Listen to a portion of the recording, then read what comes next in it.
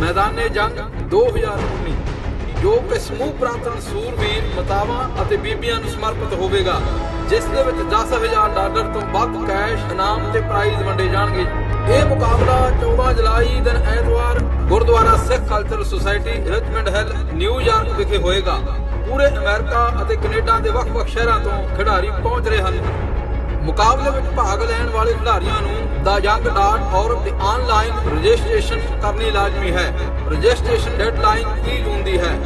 ਸਰਬੱਤ ਸੰਗਤਾਂ ਦੇ ਚਰਨਾਂ ਵਿੱਚ ਬੇਨਤੀ ਹੈ ਕਿ ਗੱਤਕੇ ਮੁਕਾਬਲੇ ਵਿੱਚ ਪਹੁੰਚ ਕੇ ਵੱਧ ਚੜ੍ਹ ਕੇ ਹਾਜ਼ਰੀ ਭਰੋ ਅਤੇ ਖਿਡਾਰੀਆਂ ਦੇ ਜ਼ੋਰ ਵੇਖੋ ਜੀ।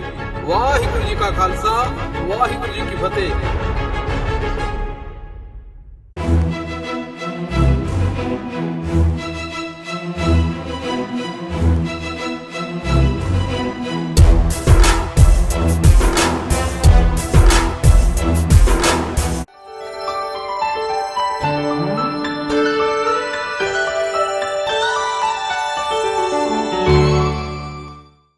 ਵਾਹਿਗੁਰੂ ਜੀ ਕਾ ਖਾਲਸਾ, ਵਾਹਿਗੁਰੂ ਜੀ ਕੀ ਫਤਿਹ। TV 84 ਦੇ ਸਾਰੇ ਦਰਸ਼ਕ ਤੇ ਸਰੋਤੇ ਜਿਹੜੇ ਇਸ ਵਕਤ ਸਾਡੇ ਨਾਲ ਨਾਰਥ ਅਮਰੀਕਾ ਦੇ ਵਿੱਚੋਂ ਜੁੜੇ ਹੋਏ ਆ ਜਾਂ ਫਿਰ ਸੋਸ਼ਲ ਮੀਡੀਆ ਦੇ ਰਾਹੀਂ ਦੁਨੀਆ ਭਰ ਦੇ ਵਿੱਚ ਸਾਨੂੰ ਦੇਖ ਰਹੇ ਆ, ਉਹਨਾਂ ਸਾਰਿਆਂ ਦਾ ਮੈਂ ਅਮਰਵੀਰ ਸਿੰਘ ਅੱਜ ਇਸ ਖਾਸ ਪ੍ਰੋਗਰਾਮ ਦੇ ਵਿੱਚ ਤਹਿ ਦਿਲੋਂ ਸਵਾਗਤ ਕਰਦਾ। ਵਿਊਅਰਸ, ਜਿਵੇਂ ਕਿ ਇਹ ਹਫਤੇ ਦਾ ਅਖੀਰਲਾ ਪ੍ਰੋਗਰਾਮ ਹੈ ਤੇ ਹਰ ਵਾਰ ਦੀ ਤਰ੍ਹਾਂ ਇਹ ਅਸੀਂ ਪੈਨਲ ਡਿਸਕਸ਼ਨ ਲੈ ਕੇ ਤੁਹਾਡੀ ਕਚਹਿਰੀ ਦੇ ਵਿੱਚ ਹਾਜ਼ਰ ਹੋਏ ਹਾਂ। ਸੀਨੀਅਰ ਜਰਨਲਿਸਟ ਸਲੀਮ ਮਲਿਕ ਸਾਹਿਬ ਤੇ ਖਾਲਿਸਤਾਨ ਅਫੇਅਰ ਸੈਂਟਰ ਦੇ ਸੰਚਾਲਕ ਡਾਕਟਰ ਅਮਰਜੀਤ ਸਿੰਘ ਸਾਡੇ ਨਾਲ ਬਣੇ ਹੋਏ ਆ।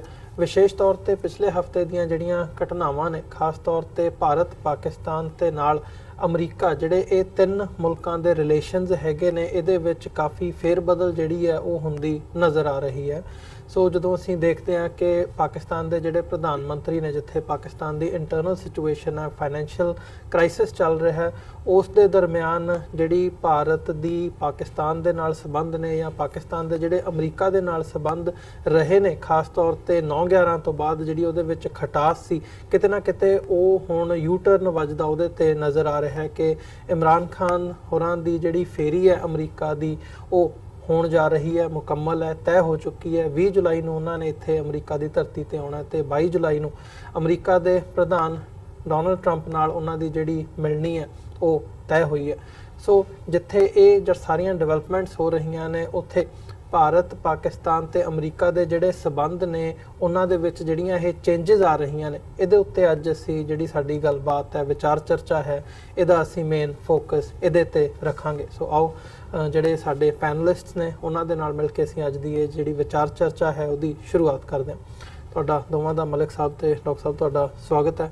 अस्सलाम वालेकुम। वालेकुम अस्सलाम ਤੇ ਵਾਹਿਗੁਰੂ ਜੀ ਕਾ ਖਾਲਸਾ, ਵਾਹਿਗੁਰੂ ਜੀ ਕੀ ਫਤਿਹ। ਤੇ ਮਲਿਕ ਸਾਹਿਬ, ਸ਼ੁਰੂਆਤ ਕਰੀਏ। ਜਿਵੇਂ ਕਿ ਇਮਰਾਨ ਖਾਨ ਸਾਹਿਬ ਦੀ ਫੇਰੀ ਦਾ ਜ਼ਿਕਰ ਹੋਇਆ, ਤੈਅ ਹੋ ਚੁੱਕੀ ਹੈ, ਕੀ ਸਮਝਦੇ ਹੋ? ਜਿਵੇਂ ਪਿਛਲੇ 9/11 ਤੋਂ ਬਾਅਦ ਜਿਵੇਂ ਦੇ ਸਬੰਧ ਅਮਰੀਕਾ ਦੇ ਪਾਕਿਸਤਾਨ ਦੇ ਨਾਲ ਰਹੇ ਨੇ, ਉਸਾਮਾ ਬਿਨ ਲਾਦਨ ਤੋਂ ਦੇ ਉੱਥੇ ਮਾਰਨ ਤੋਂ ਬਾਅਦ ਫਿਰ ਸਾਰਾ ਜਿਹੜਾ ਘਟਨਾਕ੍ਰਮ ਰਿਹਾ, ਅਸੀਂ ਦੇਖਦੇ ਹਾਂ ਕਿ ਇਹ ਮਤਲਬ ਮੈਂ ਸਮਝਦਾ ਕਿ ਇਹ ਹੁਣ ਲੱਗ ਰਿਹਾ ਕਿ ਜਿਹੜੇ ਸਬੰਧ ਖਟਾਸ ਸੀ ਉਹ ਹੁਣ ਕਿਤੇ ਨਾ ਕਿਤੇ ਦੂਰ ਹੁੰਦੀ ਨਜ਼ਰ ਆ ਰਹੀ ਹੈ। ਕੀ ਸਮਝਦੇ ਹੋ ਇਸ ਬਾਰੇ? ਦੇਖੋ, ਜਿਹੜੇ ਸੈਕੰਡ ਵਰਲਡ ਦੇ ਬਾਅਦ ਜਿਹੜੀ ਦੁਨੀਆ ਦਾ ਨਕਸ਼ਾ ਚੇਂਜ ਹੋਇਆ ਸੀ ਤੇ ਦਰਜਨਾਂ ਮੁਲਕ ਉਹਦੇ ਬਾਅਦ ਨਵੇਂ ਬਣੇ ਸੀ। ਫਿਰ ਯੂਰਪ ਜਿਹੜਾ ਹੈ ਉਹ ਈਸਟਰਨ ਤੇ ਵੈਸਟਰਨ ਦੇ ਅੰਦਰ ਤਕਸੀਮ ਕਰਾਇਆ ਗਿਆ ਤੇ ਇੱਕ ਲੰਬਾ ਅਰਸਾ ਸੋਵੀਅਤ ਯੂਨੀਅਨ ਤੇ ਅਮਰੀਕਾ ਜਿਹੜਾ ਹੈ ਉਹਨਾਂ ਨੇ ਆਪਣੇ ਆਪਣੇ ਬਲਾਕਾਂ ਦੇ ਅੰਦਰ ਦੁਨੀਆ ਤੇ ਹਕੂਮਤ ਕੀਤੀ। ਅਮਰੀਕਾ ਚੂੰਕਿ ਹੁਣ 1989 ਦੇ ਬਾਅਦ ਸੋਵੀਅਤ ਯੂਨੀਅਨ ਦੀ ਡਿਸਇੰਟੀਗ੍ਰੇਸ਼ਨ ਦੇ ਬਾਅਦ ਚੂੰਕਿ ਯੂਨੀਪੋਲਰ ਇਹ ਵਰਲਡ ਹੈ, ਅਮਰੀਕਾ ਕੱਲਾ ਜਿਹੜਾ ਹੈ ਉਹ ਸੁਪਰ ਪਾਵਰ ਹੈ ਜੀ। ਤੇ ਅਮਰੀਕਾ ਨੇ ਹਮੇਸ਼ਾ ਤੋਂ ਅਗਰ 70 ਸਾਲ ਦੀ ਸਿਆਸਤ ਵੇਖੀਏ ਤੇ ਮਿਡਲ ਈਸਟ ਜਿਹੜਾ ਹੈ ਅਮਰੀਕਾ ਦੀ ਇਜਾਰਾਦਾਰੀ ਰਹੀ ਹੈ। ਜਿੰਨੇ ਵੀ ਮੁਲਕ ਸੀ, Saudi Arabia, Kuwait, Qatar, Bahrain, Oman, United Arab Emirates, ਇਹ ਬੇਸਿਕਲੀ ਕਿਉਂਕਿ ਅਮਰੀਕਾ ਤੇ ਡਿਪੈਂਡ ਕਰਦੇ ਸੀ ਤੇ ਅਮਰੀਕਨ ਮਲਟੀਨੈਸ਼ਨਲ ਕੰਪਨੀਜ਼ ਗੁਜ਼ਸ਼ਤਾ 50-60 ਵਰਿਆਂ ਤੋਂ ਉੱਥੇ ਉਹਨਾਂ ਦੀ ਮੋਨੋਪੋਲੀ ਸੀ ਉਹ ਖਲੀਜੀ ਮਮਾਲਿਕ ਦੇ ਅੰਦਰ।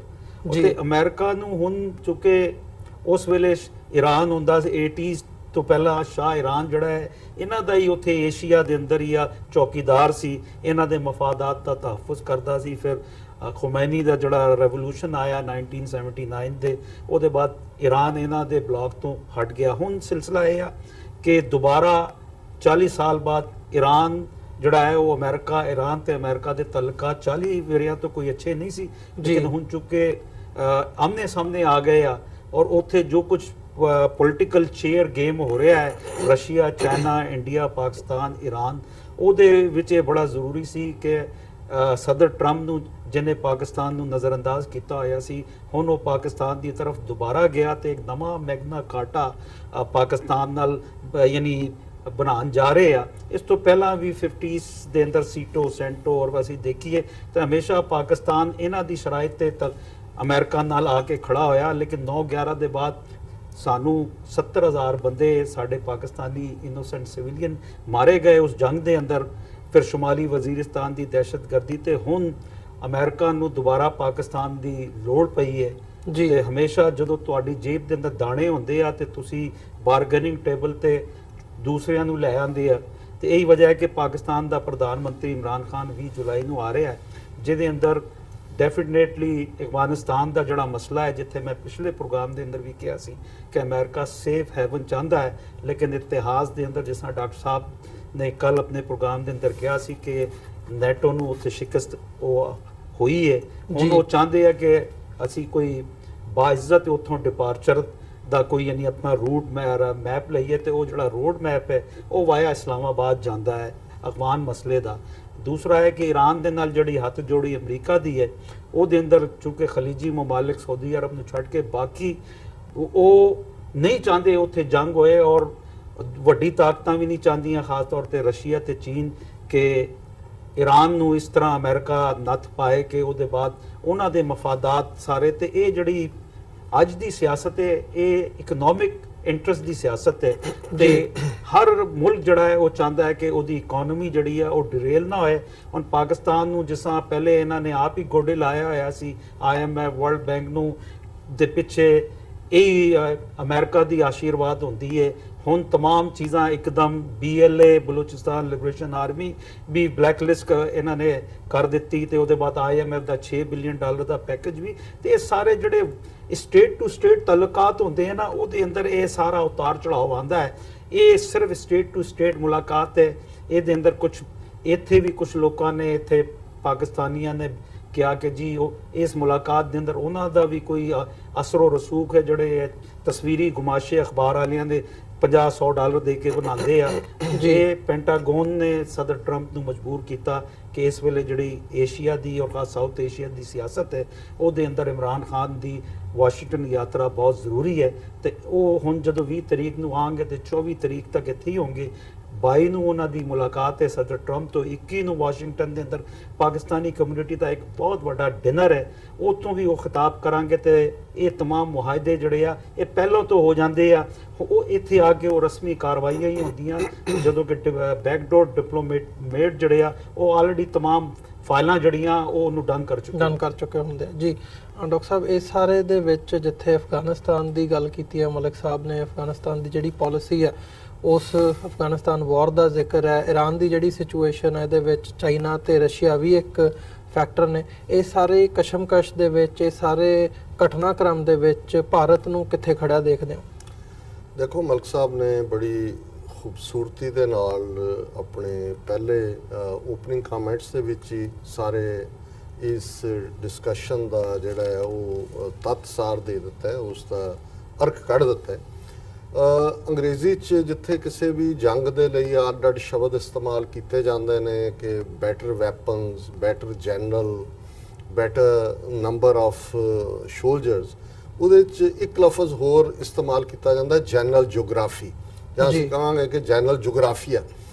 ਹੁਣ ਜਿਹੜਾ ਜੋਗ੍ਰਾਫੀਆ ਹੁੰਦਾ ਹੈ ਜਿਹਨੂੰ ਅਸੀਂ ਕਿੱਥੇ ਕੀ ਪਲੇਸਡ ਹੈ, ਉਹ ਵੀ ਕਿਸੇ ਕੌਮ ਜਾਂ ਨੇਸ਼ਨ ਦਾ ਸੈੱਟ ਹੁੰਦਾ ਹੈ, ਉਹਦੇ ਹਥਿਆਰਾਂ ਜਾਂ ਉਹਦੀ ਧਨ ਦੀ ਤਾਕਤ ਜਾਂ ਉਹਦੀ ਆਇਲ ਦੀ ਤਾਕਤ, ਜਿਹੜਾ ਯੈਲੋ ਗੋਲਡ ਹੈ ਉਸ ਦੇ ਕੰਪੈਰੀਜ਼ਨ 'ਚ। ਪਾਕਿਸਤਾਨ ਦੇ ਕੋਲ ਬੇਸ਼ੱਕ ਗੋਲਡ ਨਹੀਂ ਹੈ, ਮੈਲਟਡ ਗੋਲਡ ਵੀ ਨਹੀਂ ਹੈ, ਆਇਲ ਵੀ ਨਹੀਂ ਹੈ, ਆਪਣੀਆਂ ਲੋੜਾਂ ਲਈ ਉਹਨੂੰ ਬਾਹਰ ਦੇਖਣਾ ਪੈਂਦਾ ਜੀ। ਪਰ ਸਟ੍ਰੈਟਜੀਕਲੀ ਜਾਂ ਜਿਓਗ੍ਰਾਫਿਕਲੀ ਪਾਕਿਸਤਾਨ ਦੀ ਜਿਹੜੀ ਲੋਕੇਸ਼ਨ ਹੈ ਉਹਦੇ 'ਚ ਕੋਈ ਵੀ ਸੈਂਟਰਲ ਏਸ਼ੀਆ ਦੀ ਤਾਕਤ, ਕੋਈ ਵੀ ਪਰਸ਼ੀਅਨ ਗਲਫ ਦੇ ਵਿੱਚ ਜਾਂ ਯੂਰਪ ਦੇ ਨਾਲ, ਜਦੋਂ ਅਸੀਂ ਅਫਗਾਨਿਸਤਾਨ ਦਾ ਬਾਰਡਰ ਉਹੀ Uzbekistan, ਤਾਜ਼ਿਕਸਤਾਨ, old Europe land rot ਉੱਥੋਂ ਹੀ ਸ਼ੁਰੂ ਹੁੰਦਾ ਹੈ। ਸੋ ਕੋਈ ਵੀ ਦੁਨੀਆ ਦੇ ਵਿੱਚ ਤਾਕਤ ਜਿਹਨੇ ਆਪਣੇ ਆਪ ਨੂੰ ਸੁਪਰ ਪਾਵਰ ਵੀ ਰੱਖਣਾ ਹੈ, ਤੇ ਜਿਹਨੇ ਆਉਣ ਵਾਲੇ ਟਾਈਮ 'ਚ ਗਲੋਬਲ ਪੀਸ ਦੀ ਗੱਲ ਕਰਨੀ ਹੈ, ਨਾ ਉਸ ਖਿੱਤੇ ਨੂੰ ਇਗਨੋਰ ਕਰ ਸਕਦੀ ਹੈ, ਤਾਂ ਉਸ ਖਿੱਤੇ 'ਚ ਫਰੰਟ ਰੈਂਕਿੰਗ ਰੋਲ ਹਮੇਸ਼ਾ ਪਾਕਿਸਤਾਨ ਦਾ ਹੋਏਗਾ। ਔਰ ਜੇ ਅਸੀਂ ਇਹਨਾਂ 72 ਸਾਲਾਂ ਦੇ ਵਿੱਚ ਹੀ ਦੇਖੀਏ, ਖਾਸ ਤੌਰ ਤੇ ਪੋਸਟ ਸੈਕੰਡ ਵਰਲਡ ਵਾਰ, ਜਿਵੇਂ ਮਲਕ ਸਾਹਿਬ ਨੇ ਕਿਹਾ ਕਿ ਕਿਵੇਂ ਜਿਹੜਾ ਕੋਲਡ ਵਾਰ ਈਰਾ ਸ਼ੁਰੂ ਹੋਇਆ, ਬ੍ਰਿਟਿਸ਼ ਅੰਪਾਇਰ ਦਾ ਸੂਰਜ ਡੁੱਬ ਗਿਆ ਔਰ ਸੋਵੀਅਤ ਯੂਨੀਅਨ ਔਰ ਯੂਨਾਈਟਿਡ ਸਟੇਟਸ ਆਫ ਅਮਰੀਕਾ ਦੋ ਸੁਪਰ ਪਾਵਰਸ ਉੱਭਰੀਆਂ। ਔਰ ਉਹਦੇ ਨਾਲ ਹੀ ਅਸੀਂ ਜਦੋਂ ਉਹਨਾਂ ਸੁਪਰ ਪਾਵਰਸ ਦੇ ਉੱਭਰਨ ਤੋਂ ਇੱਕਦਮ ਬਾਅਦ ਦੇਖਦੇ ਹਾਂ, ਉਹ ਕੋਰੀਅਨ ਵਾਰ ਹੋਏ, ਵੀਅਤਨਾਮ ਵਾਰ ਹੋਏ, ਕੰਬੋਡੀਅਨ ਵਾਰ ਹੋਏ, ਜਿਹਦੇ ਵਿੱਚ ਮਿਲੀਅਨ ਮਾਰੇ ਗਏ। ਪਰ ਪ੍ਰੋਕਸੀ ਵਾਰਸ ਜਿਹੜੀਆਂ ਨੇ ਵਿਦਨ ਕੰਟਰੀ ਵੀ, ਔਰ ਸਾਰਾ ਕੁੱਲ ਆਲਮ ਹੀ ਜਿਹੜਾ ਹੈ ਦੁਨੀਆ, ਉਹ ਡਿਵਾਈਡ ਹੋ ਗਈ ਦੋ ਖੈਮਿਆਂ ਦੇ ਵਿੱਚ। ਈਵਨ ਇੰਡੀਆ ਨੇ ਜਿਹੜਾ ਨਿਊਟਰਲ ਜਾਂ ਨਾਨ ਪਾਰਟਿਸਿਪੇਟਿੰਗ ਨੇਸ਼ਨਸ ਦੇ ਨਾਂ ਥੱਲੇ ਨੈਮ ਜਿਹਨੂੰ ਕਿਹਾ, ਨਾਨ ਅਲਾਈਨ ਮੂਵਮੈਂਟ, ਉਹ ਫਰਾਡ ਹੀ ਸੀ। ਪਤਾ ਹੀ ਹੈ ਕਿ ਭਾਰਤ ਪੂਰੀ ਤਰ੍ਹਾਂ ਸੋਵੀਅਤ ਯੂਨੀਅਨ ਦੇ ਬਲੌਕ 'ਚ ਸੀ, ਔਰ ਉਸ ਦੌਰ 'ਚ ਪਾਕਿਸਤਾਨ ਪੂਰੀ ਤਰ੍ਹਾਂ ਅਮਰੀਕਾ ਦੇ ਬਲੌਕ 'ਚ ਸੀ। ਔਰ ਜੇ ਇਹਦਾ ਸਬੂਤ ਦੇਖਣਾ ਹੋਏ ਤੇ ਭਾਰਤ ਨੇ ਯੂਨਾਈਟਿਡ ਨੇਸ਼ਨ ਸਿਕਿਉਰਿਟੀ ਕਾਉਂਸਲ ਜਾਂ ਜਨਰਲ ਅਸੈਂਬਲੀ 'ਚ ਅਮਰੀਕਾ ਦੇ ਖਿਲਾਫ ਸੋਵੀਅਤ ਯੂਨੀਅਨ ਨਾਲੋਂ ਵੀ ਜ਼ਿਆਦਾ ਵਾਰੀ ਵੋਟ ਕੀਤਾ। ਸੋ ਜ਼ਾਹਰ ਹੈ ਉਹ ਉਹਨਾਂ ਦੀ ਆਰਬਿਟ ਸਟੇਟ ਸੀ। ਔਰ ਦੋਨਾਂ ਮੁਲਕਾਂ ਦੇ ਵਿੱਚ ਸਿਵਿਲੀਅਨ ਸਟਰਕਚਰ ਹੋਏ, ਜੇ ਤੁਸੀਂ ਰੂਰਕੇਲਾ, ਦੁਰਗਾਪੁਰ, ਭਿਲਾਈ, ਉਹਨਾਂ ਦੀਆਂ ਸਟੀਲ ਜਿਹੜੀਆਂ ਵੱਡੇ ਵੱਡੇ ਪਲਾਂਟਸ ਤੋਂ ਲੈ ਕੇ ਫੌਜੀ ਟ੍ਰੇਨਿੰਗ, ਔਰ ਦੂਜਾ ਉਹ ਸੋਵੀਅਤ ਯੂਨੀਅਨ ਦਾ। ਸੋ ਇਸੇ ਤਰ੍ਹਾਂ ਪਾਕਿਸਤਾਨ ਦਾ ਸਾਰਾ ਸਟਰਕਚਰ ਵੀ ਉਹ ਸੀਟੋ ਹੋਏ ਜਾਂ ਦੂਸਰੀਆਂ ਜਿਹੜੀਆਂ ਵੀ ਟ੍ਰੀਟੀਜ਼, ਬੇਸ਼ੱਕ ਉਹਨੂੰ ਨੈਟੋ ਵਾਂਗ ਉਹਦਾ ਸਟੇਟਸ ਨਹੀਂ ਸੀ, ਪਰ ਉਹ ਕਿਸੇ ਤੋਂ ਘੱਟ ਵੀ ਨਹੀਂ ਸੀ। ਸੋ ਜ਼ਾਹਰ ਹੈ ਕਿ ਇਹ ਜਦੋਂ ਹੁਣ ਦੁਬਾਰਾ ਇੱਕ ਚੇਂਜ 1999-99 ਤੋਂ ਬਾਅਦ 90 ਤੱਕ ਪਹੁੰਚਦੇ ਆ, ਇੱਕੋ ਇੱਕ ਸੁਪਰ ਪਾਵਰ ਅਮਰੀਕਾ ਉੱਭਰਿਆ, ਪਰ ਮੈਂ ਸਮਝਦਾ ਵੀ ਅਮਰੀਕਾ ਹੈਂਡਲ ਨਹੀਂ ਕਰ ਸਕਿਆ ਸੁਪਰ ਪਾਵਰ ਸਟੇਟਸ ਨੂੰ, ਵਿਦ ਦਾ ਰਿਜ਼ਲਟ ਕਿ ਮਲਟੀਪੋਲਰ ਵਰਲਡ ਜਿਹੜਾ ਉਹ ਵਾਪਸ ਆ ਰਿਹਾ। ਔਰ ਉਹਦੇ ਨਾਲ ਸੋਵੀਅਤ ਯੂਨੀਅਨ ਜਿਹਦਾ ਬਿਲਕੁਲ ਕੋਲੈਪਸ ਸੀ, ਰਸ਼ੀਆ ਦੁਬਾਰਾ ਆਪਣੀ ਜਿਹੜੀ ਪਾਵਰ ਹੈ ਉਹ ਲੈ ਰਿਹਾ। ਔਰ ਇਹੀ ਕਾਰਨ ਹੈ ਜਿਵੇਂ ਉਹਨੇ ਕ੍ਰੀਮੀਆ ਨੂੰ ਐਨੈਕਸ ਕੀਤਾ, ਜਾਂ ਯੂਕਰੇਨ ਜਾਂ ਜਾਰਜੀਆ ਦੇ ਮੁੱਦੇ ਤੇ ਜਿਵੇਂ ਉਹ ਬਿਲਕੁਲ ਨਾਨ ਬੈਂਡਿੰਗ ਹੈ ਅਮਰੀਕਾ ਦੇ ਸਾਹਮਣੇ। ਸੋ ਇਸ ਸਿਨੈਰੀਓ ਦੇ ਵਿੱਚ ਅਸੀਂ ਦੇਖਦੇ ਹਾਂ ਕਿ ਪੋਸਟ 9/11 ਜਿਹੜਾ ਵਰਲਡ ਹੈ ਉਹਨੇ ਬਹੁਤ ਵੱਡਾ ਰੋਲ ਅਦਾ ਕੀਤਾ। ਜ਼ਾਹਰ ਹੈ ਕਿ ਪਾਕਿਸਤਾਨ ਗਨ ਸ਼ਾਟਸ 'ਚ ਆਇਆ, ਇਹਦੇ 'ਚ ਕੋਈ ਸ਼ੱਕ ਨਹੀਂ ਹੈ ਕਿ ਬੇਸ਼ੱਕ ਜਿਹੜੇ ਇੱਥੇ ਹਮਲਾਵਰ ਸੀ 18-19, ਉਹਨਾਂ 'ਚ ਕੋਈ ਪਾਕਿਸਤਾਨੀ ਨਹੀਂ ਸੀ, ਕੋਈ ਅਫਗਾਨ ਨਹੀਂ ਸੀ, ਪਰ ਜ਼ਾਹਰ ਹੈ ਕਿ ਸਬੰਧ ਜਾ ਕੇ ਅਲ-ਕਾਇਦਾ ਔਰ ਉਸਾਮਾ ਦੇ ਨਾਲ ਜੁੜੇ। ਪਾਕਿਸਤਾਨ ਇੱਕ ਬੜੀ ਟਾਈਟ ਰੋਪ ਵਾਕ ਕਰਨ ਵਾਂਗ ਸੀ। ਮੁਸ਼ਰਫ ਕੋਈ ਪ੍ਰੋਪਰ ਡੀਲ ਤੱਕ ਹੀ ਸਟ੍ਰਾਈਕ ਕਰਨਾ ਸੀ, ਖੌਫਜ਼ਦਾ ਸੀ। ਜਦੋਂ ਬੁਸ਼ ਨੇ ਜਾਂ ਜਨਰਲ ਪਾਵਲ ਨੇ ਕਿਹਾ ਕਿ ਜੀ ਅਸੀਂ ਪਾਰਕਿੰਗ ਲਾਟ ਬਣਾ ਦੇਵਾਂਗੇ, ਸੋ ਫੁੱਲੀ ਉਹਨਾਂ ਨੇ ਪਾਕਿਸਤਾਨ ਨੇ ਆਪਣਾ ਵੇਟ ਜਿਹੜਾ ਹੈ ਉਹ ਅਮਰੀਕਾ ਦੇ ਪਿੱਛੇ ਸੁੱਟਿਆ। ਔਰ ਨਤੀਜੇ ਦੇ ਤੌਰ ਤੇ ਸਾਰੇ ਪੀਰੀਅਡ 'ਚ ਅਸੀਂ ਦੇਖਦੇ ਹਾਂ ਕਿ ਪਾਕਿਸਤਾਨ ਨੇ ਸਭ ਤੋਂ ਜ਼ਿਆਦਾ ਸਫਰ ਕੀਤਾ। 70-80 ਹਜ਼ਾਰ ਉਹਨਾਂ ਦਾ ਬੰਦਾ ਮਾਰਿਆ ਗਿਆ, hundreds of billions of dollar ਦਾ ਨੁਕਸਾਨ ਹੋਇਆ। ਲੇਕਿਨ ਜਿਹੜੀ ਇੱਕ ਡਿਸਟਰਸਟ ਦੀ ਲਾਈਨ ਖੜੀ ਹੋ ਜਾਂਦੀ ਹੈ, ਔਰ 9/11 ਤੋਂ ਬਾਅਦ ਜਿਹੜੀ ਜ਼ਿਆਦਾ ਲਾਈਨ ਇਹ ਹੋਈ 10 ਸਾਲ ਬਾਅਦ ਜਦੋਂ ਐਬਟਾਬਾਦ ਦੇ ਵਿੱਚ ਉਸਾਮਾ ਬਿਨ ਲੈਡਨ ਮਾਰਿਆ ਗਿਆ। ਸੋ ਜ਼ਾਹਰ ਹੈ ਕਿ ਉਹ ਜਿਹੜੀ ਬਿਟਰਨੈਸ ਸੀ ਉਹ ਆਪਣੀ ਸਿਖਰ ਵੱਲ ਵਧਣ ਲੱਗੀ। ਔਰ ਇਹ ਸਾਰੇ ਪੀਰੀਅਡ 'ਚ ਪਾਕਿਸਤਾਨ ਦੇ ਵਿੱਚ ਮੁਸ਼ਰਫ ਤੋਂ ਬਾਅਦ ਜਿਹੜੀ ਟ੍ਰਾਂਜੀਸ਼ਨ ਹੁੰਦੀ ਗਈ, ਔਰ ਹੁਣ ਇਮਰਾਨ ਖਾਨ ਪਾਵਰ ਦੇ ਵਿੱਚ ਆਏ ਨੇ, ਇਸ ਸਾਰੇ ਪੀਰੀਅਡ 'ਚ ਅਸੀਂ ਦੇਖਦੇ ਹਾਂ ਕਿ ਟਰੰਪ ਤੱਕ ਪਹੁੰਚਦੇ ਹਾਂ। ਜੇ ਹੁਣ ਅਸੀਂ ਟਰੰਪ ਦੇ ਟਵੀਟ ਜਿਹੜੇ ਇਹਦੇ ਬਣਨ ਤੋਂ ਥੋੜੀ ਦੇਰ ਬਾਅਦ ਹੀ ਆਏ ਕਿ ਪਾਕਿਸਤਾਨ ਉਹਨੇ ਸਾਡੇ ਨਾਲ ਹਮੇਸ਼ਾ ਧੋਖਾ ਕੀਤਾ ਹੈ, ਪਾਕਿਸਤਾਨ ਨੇ ਸਾਨੂੰ ਕੀ ਦਿੱਤਾ, ਅਸੀਂ ਬਿਲੀਅਨਸ ਆਫ ਡਾਲਰਸ ਪੰਪ ਕੀਤੇ। ਸੋ ਮੈਂ ਸਮਝਦਾ ਹੈ ਵੀ ਜਿਵੇਂ ਜਿਹਨੂੰ ਤੁਸੀਂ ਮੈਜਿਕ ਕਹਿੰਦੇ ਹੋ, ਔਰ ਮੈਜਿਕ ਇਹੀ ਹੁੰਦਾ ਕਿ ਕਿੱਥੇ ਟਰੰਪ ਦੀ ਲਾਈਨ ਇਹ ਸੀ, ਕਿੱਥੇ ਜਦੋਂ ਜਨਵਰੀ ਦੇ ਮਹੀਨੇ ਇਮਰਾਨ ਖਾਨ ਆਪਣੀ ਕੈਂਪੇਨ ਕਰ ਰਹੇ ਨੇ ਤੇ ਉਹਨਾਂ ਨੂੰ, ਕਿਉਂਕਿ ਇਮਰਾਨ ਖਾਨ ਪਹਿਲੇ ਦਿਨ ਤੋਂ ਹੀ ਅਮਰੀਕਾ ਦੀ ਜਿਹੜੀ ਵਾਰ ਇਹਨਾਂ ਨੇ ਥੋਪੀ ਅਫਗਾਨਿਸਤਾਨ 'ਚ, ਔਰ ਪਾਕਿਸਤਾਨ ਨੇ ਅਨਕੰਡੀਸ਼ਨਲੀ ਜੁਆਇਨ ਕੀਤਾ, ਉਹਦਾ ਉਹ ਵਿਰੋਧ ਕਰਦੇ ਸੀ ਕਿ ਇਟਸ ਨਾਟ ਆਵਰ ਵਾਰ। ਔਰ ਇੱਕ ਪ੍ਰੈਸ ਕਾਨਫਰੰਸ ਉਹਨਾਂ ਨੇ ਇੱਥੋਂ ਤੱਕ ਕਿਹਾ ਕਿ ਵੀ ਇਹ ਜਿਹੜੀ ਹੈ, ਉਹਨਾਂ ਨੂੰ ਜਦੋਂ ਪੁੱਛਿਆ ਕਿ ਜੀ ਜੇ ਹੁਣ ਤੁਸੀਂ ਇੰਨਾ ਟਰੰਪ ਦਾ ਜਾਂ ਅਮਰੀਕਾ ਦਾ ਕਰਦੇ ਹੋ, ਕੱਲ ਨੂੰ ਤੁਹਾਨੂੰ ਮਿਲਣਾ ਪਏ ਟਰੰਪ ਨੂੰ, ਤੁਸੀਂ ਮਿਲੋਗੇ? ਉਹਨਾਂ ਨੇ ਕਿਹਾ ਕਿ it is a bitter pill but I will swallow. So ਹੁਣ ਜ਼ਾਹਰ ਹੈ ਕਿ ਟਰੰਪ ਦੀ ਜਿਹੜੀ ਸਟੇਟਮੈਂਟ ਜਾਂ ਉਹਦੀ ਲਾਈਨ ਕੀ ਸੀ, ਇਹਨਾਂ ਦੀ ਕੀ ਸੀ। ਲੇਕਿਨ ਇਹਨਾਂ 1.5-2 ਸਾਲਾਂ 'ਚ ਜੇ ਅਸੀਂ ਕਹੀਏ ਕਿ ਬਹੁਤ ਸਾਰਾ ਪਾਣੀ ਜਿਹੜਾ ਉਹ ਅਰਬ ਸਮੁੰਦਰ 'ਚੋਂ ਗੁਜ਼ਰਿਆ, ਔਰ ਬਹੁਤ ਸਾਰਾ ਟ੍ਰੈਫਿਕ ਪੁਲਾਂ ਦੇ ਉੱਤੋਂ ਦੀ ਅਫਗਾਨਿਸਤਾਨ, ਪਾਕਿਸਤਾਨ, ਈਰਾਨ, ਚਾਈਨਾ, ਇਸ ਸਾਰੇ ਤੋਂ ਗੁਜ਼ਰਿਆ। ਨਤੀਜੇ ਦੇ ਤੌਰ ਤੇ ਅੱਜ ਜਿਹੜੇ ਪੁਰਾਣੇ ਅਲਾਈ ਸੀ ਉਹ ਅਮਰੀਕਾ ਔਰ ਪਾਕਿਸਤਾਨ ਔਰ ਇੱਕ ਦੂਜੇ ਦੇ ਕਰੀਬ ਆਣਾ, ਉਹਨਾਂ ਦੀ ਜ਼ਰੂਰਤ ਵੀ ਹੈ, ਕਿਉਂਕਿ ਪਾਕਿਸਤਾਨ 'ਚ ਵੀ ਇਸ ਪੀਰੀਅਡ ਦੇ ਵਿੱਚ ਇਹਦੇ 'ਚ ਕੋਈ ਸ਼ੱਕ ਨਹੀਂ ਹੈ ਕਿ ਅਮਰੀਕਾ ਦੀ ਇੱਕ ਖੂਬਸੂਰਤੀ ਹੈ ਕਿ ਇਹ ਪੈਸੇ ਕੈਸ਼ ਹੱਥ ਫੜਾ ਦਿੰਦੇ ਨੇ।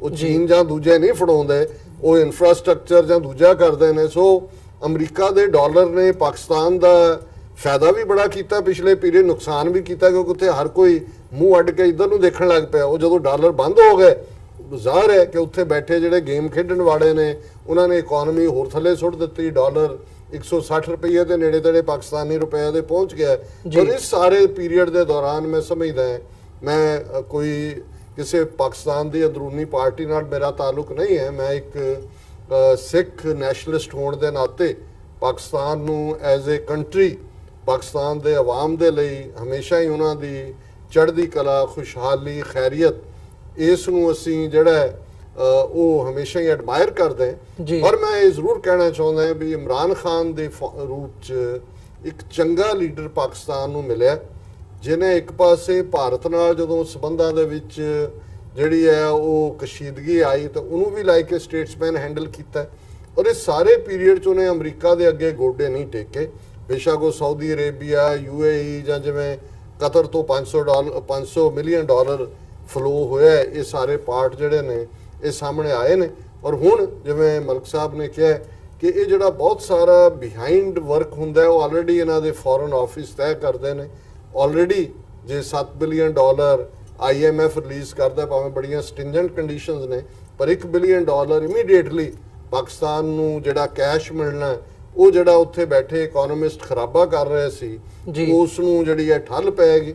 ਔਰ ਇਹਦੇ ਨਾਲ ਮੈਂ ਸਮਝਦਾ ਹਾਂ ਕਿ ਵੀ ਜਿਹੜਾ ਇੱਕ ਬਹੁਤ ਵੱਡਾ ਜਿਹੜਾ ਸਲੈਬ, ਤੁਸੀਂ ਜਿਵੇਂ ਇੰਡੀਆ ਦੇ ਰਿਲੇਸ਼ਨਸ ਦੇ ਹਵਾਲੇ ਨਾਲ ਗੱਲ ਕੀਤੀ ਹੈ, ਬਲੋਚ ਲਿਬਰੇਸ਼ਨ ਆਰਮੀ ਦੇ ਨਾਂ ਥੱਲੇ ਜਿਵੇਂ ਰਾਹ ਨੇ ਆਪਣੇ ਪੈਰ ਉੱਥੇ ਜਮਾਏ ਹੋਏ ਸੀ, ਜਿਹਦਾ ਸਬੂਤ ਕੁਲਭੂਸ਼ਣ ਯਾਦਵ ਦੀ ਗ੍ਰਿਫਤਾਰੀ ਦੇ ਨਾਲ ਸਾਹਮਣੇ ਆਇਆ। ਔਰ ਇਹ ਬੜਾ ਕ੍ਰੂਸ਼ਲ ਹੋਏਗਾ ਆਉਣ ਵਾਲੇ ਦਿਨਾਂ, ਸ਼ਾਇਦ 17 ਜੁਲਾਈ ਨੂੰ ਜਿਹੜਾ ਇੰਟਰਨੈਸ਼ਨਲ ICJ ਹੈ, ਉਹਨਾਂ ਦੇ ਵਿੱਚ ICC ਹੈ ਸ਼ਾਇਦ, ICJ ਹੈ, ICJ international court of justice, ਉਹਦੇ ਵਿੱਚ ਕੁਲਭੂਸ਼ਣ ਯਾਦਵ ਦੇ ਕੇਸ ਤੇ ਫੈਸਲਾ ਵੀ ਆਏਗਾ। ਸੋ ਇਸ ਦੌਰ 'ਚ ਕਿਉਂਕਿ ਇਹ ਰਾਹ ਦਾ ਆਪਰੇਸ਼ਨ ਸੀ, ਬਲੋਚਿਸਤਾਨ 'ਚ ਉਹੀ ਖੇਡ ਖੇਡਣਾ ਚਾਹੁੰਦੇ ਸੀ ਜਿਹੜੀ ਇਹਨਾਂ ਨੇ ਮੁਕਤੀ ਵਾਹਿਨੀ ਰਾਹੀਂ ਪੂਰਬੀ ਬੰਗਾਲ ਦੇ ਵਿੱਚ, ਮਸ਼ਰਕੀ ਬੰਗਾਲ 'ਚ ਖੇਡੀ। ਲੇਕਿਨ ਅਮਰੀਕਾ ਨੇ ਇਹ ਸਿਗਨਲ ਵੀ ਪਾਕਿਸਤਾਨ ਨੂੰ ਦਿੱਤਾ ਹੈ, ਇੱਕ ਦਿਨ ਪਹਿਲਾਂ ਸਟੇਟ ਡਿਪਾਰਟਮੈਂਟ ਵੱਲੋਂ ਉਹਨੂੰ ਦਹਿਸ਼ਤਗਰਦ ਜਥੇਬੰਦੀ ਐਲਾਨਣਾ। ਇਹ ਦੱਸਦਾ ਹੈ ਕਿ ਅਮਰੀਕਾ ਗਰਾਊਂਡ ਰਿਐਲਿਟੀ ਨੂੰ ਵੀ ਸਮਝਣ ਲੱਗਾ। ਔਰ ਜ਼ਾਹਰ ਹੈ ਕਿ ਅਫਗਾਨਿਸਤਾਨ ਦੇ ਮੁੱਦੇ ਤੇ ਜਿਹੜੀ ਹੁਣੇ 1-2 ਦਿਨਾਂ ਦੇ ਵਿੱਚ ਕਤਰ ਦੇ ਵਿੱਚ ਜਿਹੜੀ ਫਾਈਨਲ ਇਹਨਾਂ ਦੀ ਗੱਲ ਗੁਫ਼ਤਗੂ ਵੀ ਹੋ ਰਹੀ ਹੈ ਤਾਲਿਬਾਨ ਨੁਮਾਇੰਦਿਆਂ ਦੇ ਨਾਲ।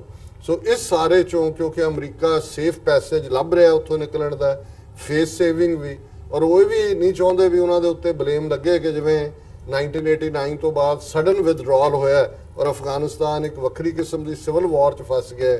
ਉਹ ਕਲੰਕ ਵੀ ਨਹੀਂ ਲੈਣਾ ਚਾਹੁੰਦੇ, ਪਰ ਆਪਣੇ ਜਿਹੜੇ ਇੰਟਰਸਟ ਹੈ ਉਹਨੂੰ ਵੀ ਸੇਫ ਕਰਨਾ ਚਾਹੁੰਦੇ ਨੇ। ਸੋ ਮੈਂ ਸਮਝਦਾ ਕਿ ਇਮਰਾਨ ਖਾਨ ਜਿਹੜਾ ਅਮਰੀਕਾ 'ਚ ਆ ਰਹੇ ਨੇ, ਉਹਨਾਂ ਦੀ ਇਸ ਵਿਜ਼ਿਟ ਨੂੰ ਆਪਣੇ ਵੀ ਦੇਖ ਰਹੇ ਨੇ ਬੜੇ ਧਿਆਨ ਦੇ ਨਾਲ ਕੀ ਨਿਕਲੇਗਾ। ਇੰਡੀਆ ਨੂੰ ਵੀ ਲੱਗ ਰਿਹਾ ਕਿ ਵੀ ਜਿਹੜਾ ਉਹਨਾਂ ਦੀ ਸਾਰੀ ਡਰਟੀ ਗੇਮ ਸੀ ਬਿਹਾਈਂਡ ਦਾ ਬੈਕ, ਪਾਕਿਸਤਾਨ ਨੂੰ ਐਪੀਸੈਂਟਰ ਆਫ ਟੈਰਰਿਜ਼ਮ ਬਣਾਉਣ ਦੇ ਨਾਂ ਥੱਲੇ ਜਾਂ ਮਦਰ ਆਫ ਟੈਰਰਿਜ਼ਮ ਕਹਿਣ ਦੇ ਨਾਂ ਥੱਲੇ, ਉਹਨਾਂ ਨੂੰ ਲੱਗਦਾ ਕਿ ਵੀ ਉਹਨਾਂ ਦਾ ਜਿਹੜਾ ਇਹ ਚੈਪਟਰ ਉਹ ਕਲੋਜ਼ ਹੋ ਰਿਹਾ ਹੈ। ਐਂਡ ਹੋਪਫੁਲੀ ਇਸ ਵਿਜ਼ਿਟ ਚੋਂ ਅਸੀਂ ਪੋਜ਼ਿਟਿਵ ਜਿਹੜਾ ਆਊਟਕਮ ਦੇਖਦੇ ਹਾਂ। ਜੀ ਮਲਿਕ ਸਾਹਿਬ, ਜਿਵੇਂ ਇਹ ਸਾਰੇ ਪਾਰਟ ਬਾਰੇ ਗੱਲ ਕੀਤੀ ਹੈ, ਵਿਚਾਰ ਚਰਚਾ ਕੀਤੀ ਹੈ, ਉਹ ਜਿਹੜੀ ਬਲੋਚ ਆਊਟਫਿਟ ਹੈਗੀ ਹੈ ਉਹਨੂੰ ਟੈਰਰਿਜ਼ਮ ਦੇ ਖਾਤੇ ਵਿੱਚ ਪਾਉਣਾ ਹੋਵੇ, ਫਿਰ IMF ਤੋਂ ਪਾਕਿਸਤਾਨ ਦੀ ਅਸੀਂ ਦੇਖਦੇ ਹਾਂ ਕਿ $6 ਬਿਲੀਅਨ ਦਾ ਜਿਹੜਾ ਮਾਇਕ ਮਦਦ ਹੈ ਉਹ ਮਿਲਣਾ ਹੋਵੇ। ਤੇ ਪਿਛਲੇ ਹਫਤੇ ਅਸੀਂ ਜ਼ਿਕਰ ਕੀਤਾ ਸੀ ਅਮਰੀਕੀ ਜਿਹੜੇ ਸਟੇਟ ਸੈਕਟਰੀ ਹੈਗੇ ਆ ਮਾਈਕ ਪੋਂਪੀਓ, ਉਹਨਾਂ ਦੀ ਭਾਰਤ ਫੇਰੀ ਦਾ, ਜਿਹੜੀ ਕਿ ਇੱਕ ਹਿਸਾਬ ਨਾਲ ਫਲॉप ਕਹੀ ਜਾ ਸਕਦੀ ਹੈ। ਜੁਆਇੰਟ ਸਟੇਟਮੈਂਟ ਵੀ ਉਹਨਾਂ ਵੱਲੋਂ ਜੈ ਸ਼ੰਕਰ ਤੇ ਮਾਈਕ ਪੋਂਪੀਓ ਦੀ ਕੋਈ ਨਹੀਂ ਆਈ। ਸੋ ਇਹਨਾਂ ਸਾਰੇ ਪਾਰਟਸ ਦੇ ਜਦੋਂ ਇਹ ਸਾਰੇ ਪਹਿਲੂਆਂ ਨੂੰ ਅਸੀਂ ਦੇਖਦੇ ਹਾਂ ਤੇ ਇਹਦੇ ਵਿੱਚ ਹੁਣ ਜਿੱਥੇ ਸਾਰੀਆਂ ਨਿਗਾਹਾਂ ਇਮਰਾਨ ਖਾਨ ਹੋਣਾ ਦੀ ਇੱਥੇ ਅਮਰੀਕਾ ਦੀ ਜਿਹੜੀ ਫੇਰੀ ਹੈ ਉਹਦੇ ਤੇ ਟਿਕੀਆਂ ਹੋਈਆਂ ਨੇ, ਇੰਡੀਆ ਦਾ ਰਿਸਪੌਂਸ ਕੀ ਸਮਝਦੇ ਹੋ? ਆਉਣ ਵਾਲੇ ਸਮੇਂ ਦੇ ਵਿੱਚ ਕਿਵੇਂ ਇੰਡੀਆ ਰਿਐਕਟ ਕਰ ਸਕਦਾ ਇਸ ਸਾਰੇ ਪਾਰਟ ਨੂੰ, ਜਿੱਥੇ ਸਾਰੀ ਜਿਹੜੀ ਇਹ ਚੇਂਜਸ ਆ ਰਹੀਆਂ ਨੇ ਪਾਕਿਸਤਾਨ ਅਮਰੀਕਾ ਦੇ, ਜੇ ਆਉਣ ਵਾਲੇ ਸਮੇਂ ਦੇ ਵਿੱਚ ਨੇੜੇ ਆਉਂਦਾ ਤਾਂ ਇੰਡੀਆ ਕਿਵੇਂ ਰਿਐਕਟ ਕਰੇਗਾ? ਦੇਖੋ ਇੰਡੀਆ ਤੇ ਅਮਰੀਕਾ ਦੇ ਜਿਹੜੇ ਬਿਹਤਰੀਨ ਤਲਕਾਤ ਸ਼ੁਰੂ ਹੋਏ ਉਹ ਮਿਡ 90s ਦੇ ਅੰਦਰ ਸ਼ੁਰੂ ਹੋਏ, ਜਦੋਂ ਇੱਕਦਮ ਇਨਫੋਰਮੇਸ਼ਨ ਟੈਕਨੋਲੋਜੀ ਦਾ ਇਨਕਲਾਬ ਤੇ ਸੈਲਾਬ ਪੂਰੀ ਦੁਨੀਆ ਦੇ ਅੰਦਰ ਆਇਆ ਤੇ ਅਮਰੀਕਾ ਦੇ ਅੰਦਰ ਇੰਡੀਆ ਦੇ ਅੰਦਰ ਜਿਹੜੀ ਨੌਲੇਜੇਬਲ ਸਕਿੱਲ ਲੇਬਰ ਸੀ ਉਹ ਬਹੁਤ ਸਸਤੀ ਸੀ। ਇਹੀ ਵਜ੍ਹਾ ਹੈ ਕਿ H1 ਵੀਜ਼ਿਆਂ ਦਾ ਉਹਨਾਂ ਨੇ ਬਿਲਕੁਲ ਖੁੱਲਾ ਭਾਰਤ ਨੂੰ ਯਾਨੀ ਉਹਨਾਂ ਨੇ ਐਕਸੈਸ ਦਿੱਤਾ ਕਿ ਅਮਰੀਕਾ ਨੂੰ ਚੂੰਕਿ ਹਮੇਸ਼ਾ ਤੋਂ ਆਇੰਦਾ 100 ਸਾਲਾਂ ਦੇ ਅੰਦਰ ਵੀ ਅਮਰੀਕਾ ਨੂੰ ਸਕਿੱਲ ਮੈਨ ਪਾਵਰ ਦੀ ਜ਼ਰੂਰਤ ਹੈ। ਉਹਦੇ ਵਾਸਤੇ ਉਹ ਦੁਨੀਆ ਦੇ ਜਿੰਨੇ ਵੀ ਨੌਜਵਾਨ ਬਿਹਤਰੀਨ ਦਿਮਾਗ ਆ ਉਹ ਅਮਰੀਕਾ ਬੁਲਾਣਾ ਯਾਨੀ ਇੱਥੇ ਲਿਆਉਣਾ ਚਾਹੁੰਦਾ ਹੈ, ਜਾਂ ਹੁਣ ਉਹਨਾਂ ਦੇ ਮੁਲਕਾਂ ਦੇ ਅੰਦਰ ਹੀ ਯਾਨੀ ਇੱਕ ਮਾਕੂਲ ਤਨਖਾਹ ਤੇ ਉੱਥੇ ਰੱਖ ਕੇ ਇੱਥੋਂ ਦੀ ਜਿਹੜੀ ਮਲਟੀਨੈਸ਼ਨਲ ਇੱਕ ਕਾਰਪੋਰੇਟ ਵਰਲਡ ਹੈ ਉਹ ਯਾਨੀ ਉਹਨਾਂ ਨੂੰ ਇਸਤੇਮਾਲ ਕਰਦੀ ਹੈ। ਤੇ ਉਹ ਤਲਕਾ ਜਿਹੜੇ ਮਿਡ 90s ਦੇ ਅੰਦਰ ਸ਼ੁਰੂ ਹੋਏ ਔਰ ਅੱਜ ਤੱਕ ਉਹਦੇ ਅੰਦਰ ਭਾਰਤ ਨੂੰ ਅਰਬਾਂ ਡਾਲਰ ਦਾ ਫਾਇਦਾ ਹੋਇਆ। ਬਲਕਿ ਯਾਨੀ ਅਗਰ ਮੈਂ ਇਹ ਕਹਾਂ ਕਿ ਅੱਜ ਜਿਹੜਾ ਭਾਰਤ ਖੜਾ ਹੈ ਉਹਦੀ ਵਜ੍ਹਾ ਉਹੀ ਮਿਡ 90s ਦਾ ਮਲਟੀਨੈਸ਼ਨਲ ਕੰਪਨੀਆਂ ਦਾ ਇਨਫੋਰਮੇਸ਼ਨ ਟੈਕਨੋਲੋਜੀ ਦਾ ਉਹ ਝੁਕਾਓ ਸੀ।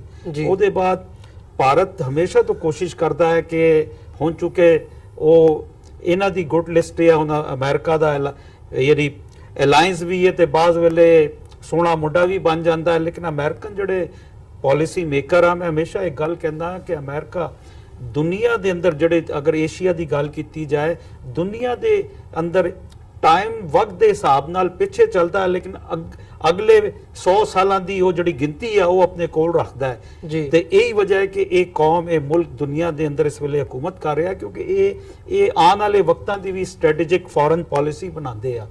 ਅੱਛਾ, ਹੁਣ ਸਿਲਸਿਲਾ ਇਹ ਆ ਕਿ ਇੰਡੀਆ ਦੀ ਇੱਥੇ ਵਾਸ਼ਿੰਗਟਨ ਦੇ ਅੰਦਰ ਬੜੀ ਮਜ਼ਬੂਤ ਲੌਬੀ ਹੈ ਜਿਸ ਤੋਂ ਕੋਈ ਇਨਕਾਰ ਨਹੀਂ ਕੀਤਾ ਜਾ ਸਕਦਾ ਜੀ। ਔਰ ਉਹ ਲੌਬੀਅਸ ਜਿਹੜੇ ਯੂਐਸ ਕਾਂਗਰਸਮੈਨ ਆ ਜਾਂ ਜਿਹੜੇ ਕੁਝ ਸੈਨੇਟਰ ਆ ਜਿਹੜੇ ਭਾਰਤੀ ਉਸ ਲੌਬੀਅਸ ਦਾ ਹਿੱਸਾ, ਲਾਜ਼ਮੀ ਗੱਲ ਹੈ ਉਹਨਾਂ ਨੂੰ ਕੋਈ ਪ੍ਰੈਸ਼ਰਾਈਜ਼ ਕਰਕੇ ਅੰਦਰੂਨੇ ਖਾਨਾ ਕੋਈ ਇਸ ਕਿਸਮ ਦੀ ਚੀਜ਼ਾਂ ਕਰਾਂਗੇ ਜਿਸ ਤੇ ਉਹ ਸਦਰ ਟਰੰਪ ਨੂੰ ਇਹ ਮਜਬੂਰ ਕਰਨ ਕਿ ਕੋਈ ਬਿਲਕੁਲ ਖੁੱਲਾ ਰਸਤਾ ਪਾਕਿਸਤਾਨ ਦੇ ਪ੍ਰਧਾਨ ਮੰਤਰੀ ਇਮਰਾਨ ਖਾਨ ਸਾਹਿਬ ਨੂੰ ਨਾ ਦਿੱਤਾ ਜਾਏ। ਲੇਕਿਨ ਚੁੱਕੇ ਇਹ ਦੌਰਾ ਜਿਹੜਾ ਹੈ ਇਹ ਪਾਕਿਸਤਾਨ ਦੀ ਮਜਬੂਰੀ ਨਹੀਂ ਆ, ਇਹ ਦੌਰਾ ਜਿਹੜਾ ਹੈ ਇਹ ਅਮਰੀਕਾ ਦੀ ਮਜਬੂਰੀ ਹੈ ਕਿਉਂਕਿ ਅਮਰੀਕਾ ਨੇ ਅਚਾਨਕ ਜੋ ਕੁਝ ਉੱਥੇ ਸਿਨੈਰੀਓ ਬਦਲ ਰਿਹਾ, ਜਿਸ ਤਰ੍ਹਾਂ ਡਾਕਟਰ ਸਾਹਿਬ ਨੇ ਜਿਸ ਤਰ੍ਹਾਂ ਇੱਕ ਬਰੀਫਿੰਗ ਦੇ ਕੇ ਪੂਰੀ ਜਾਣਕਾਰੀ ਜਾਂ ਰਿਐਲਿਟੀ ਨੂੰ ਕੂਜ਼ੇ ਨੂੰ ਸਮੁੰਦਰ ਦੇ ਅੰਦਰ ਬੰਦ ਕਰ ਦਿੱਤਾ ਮੈਂ ਕਹਾਂਗਾ।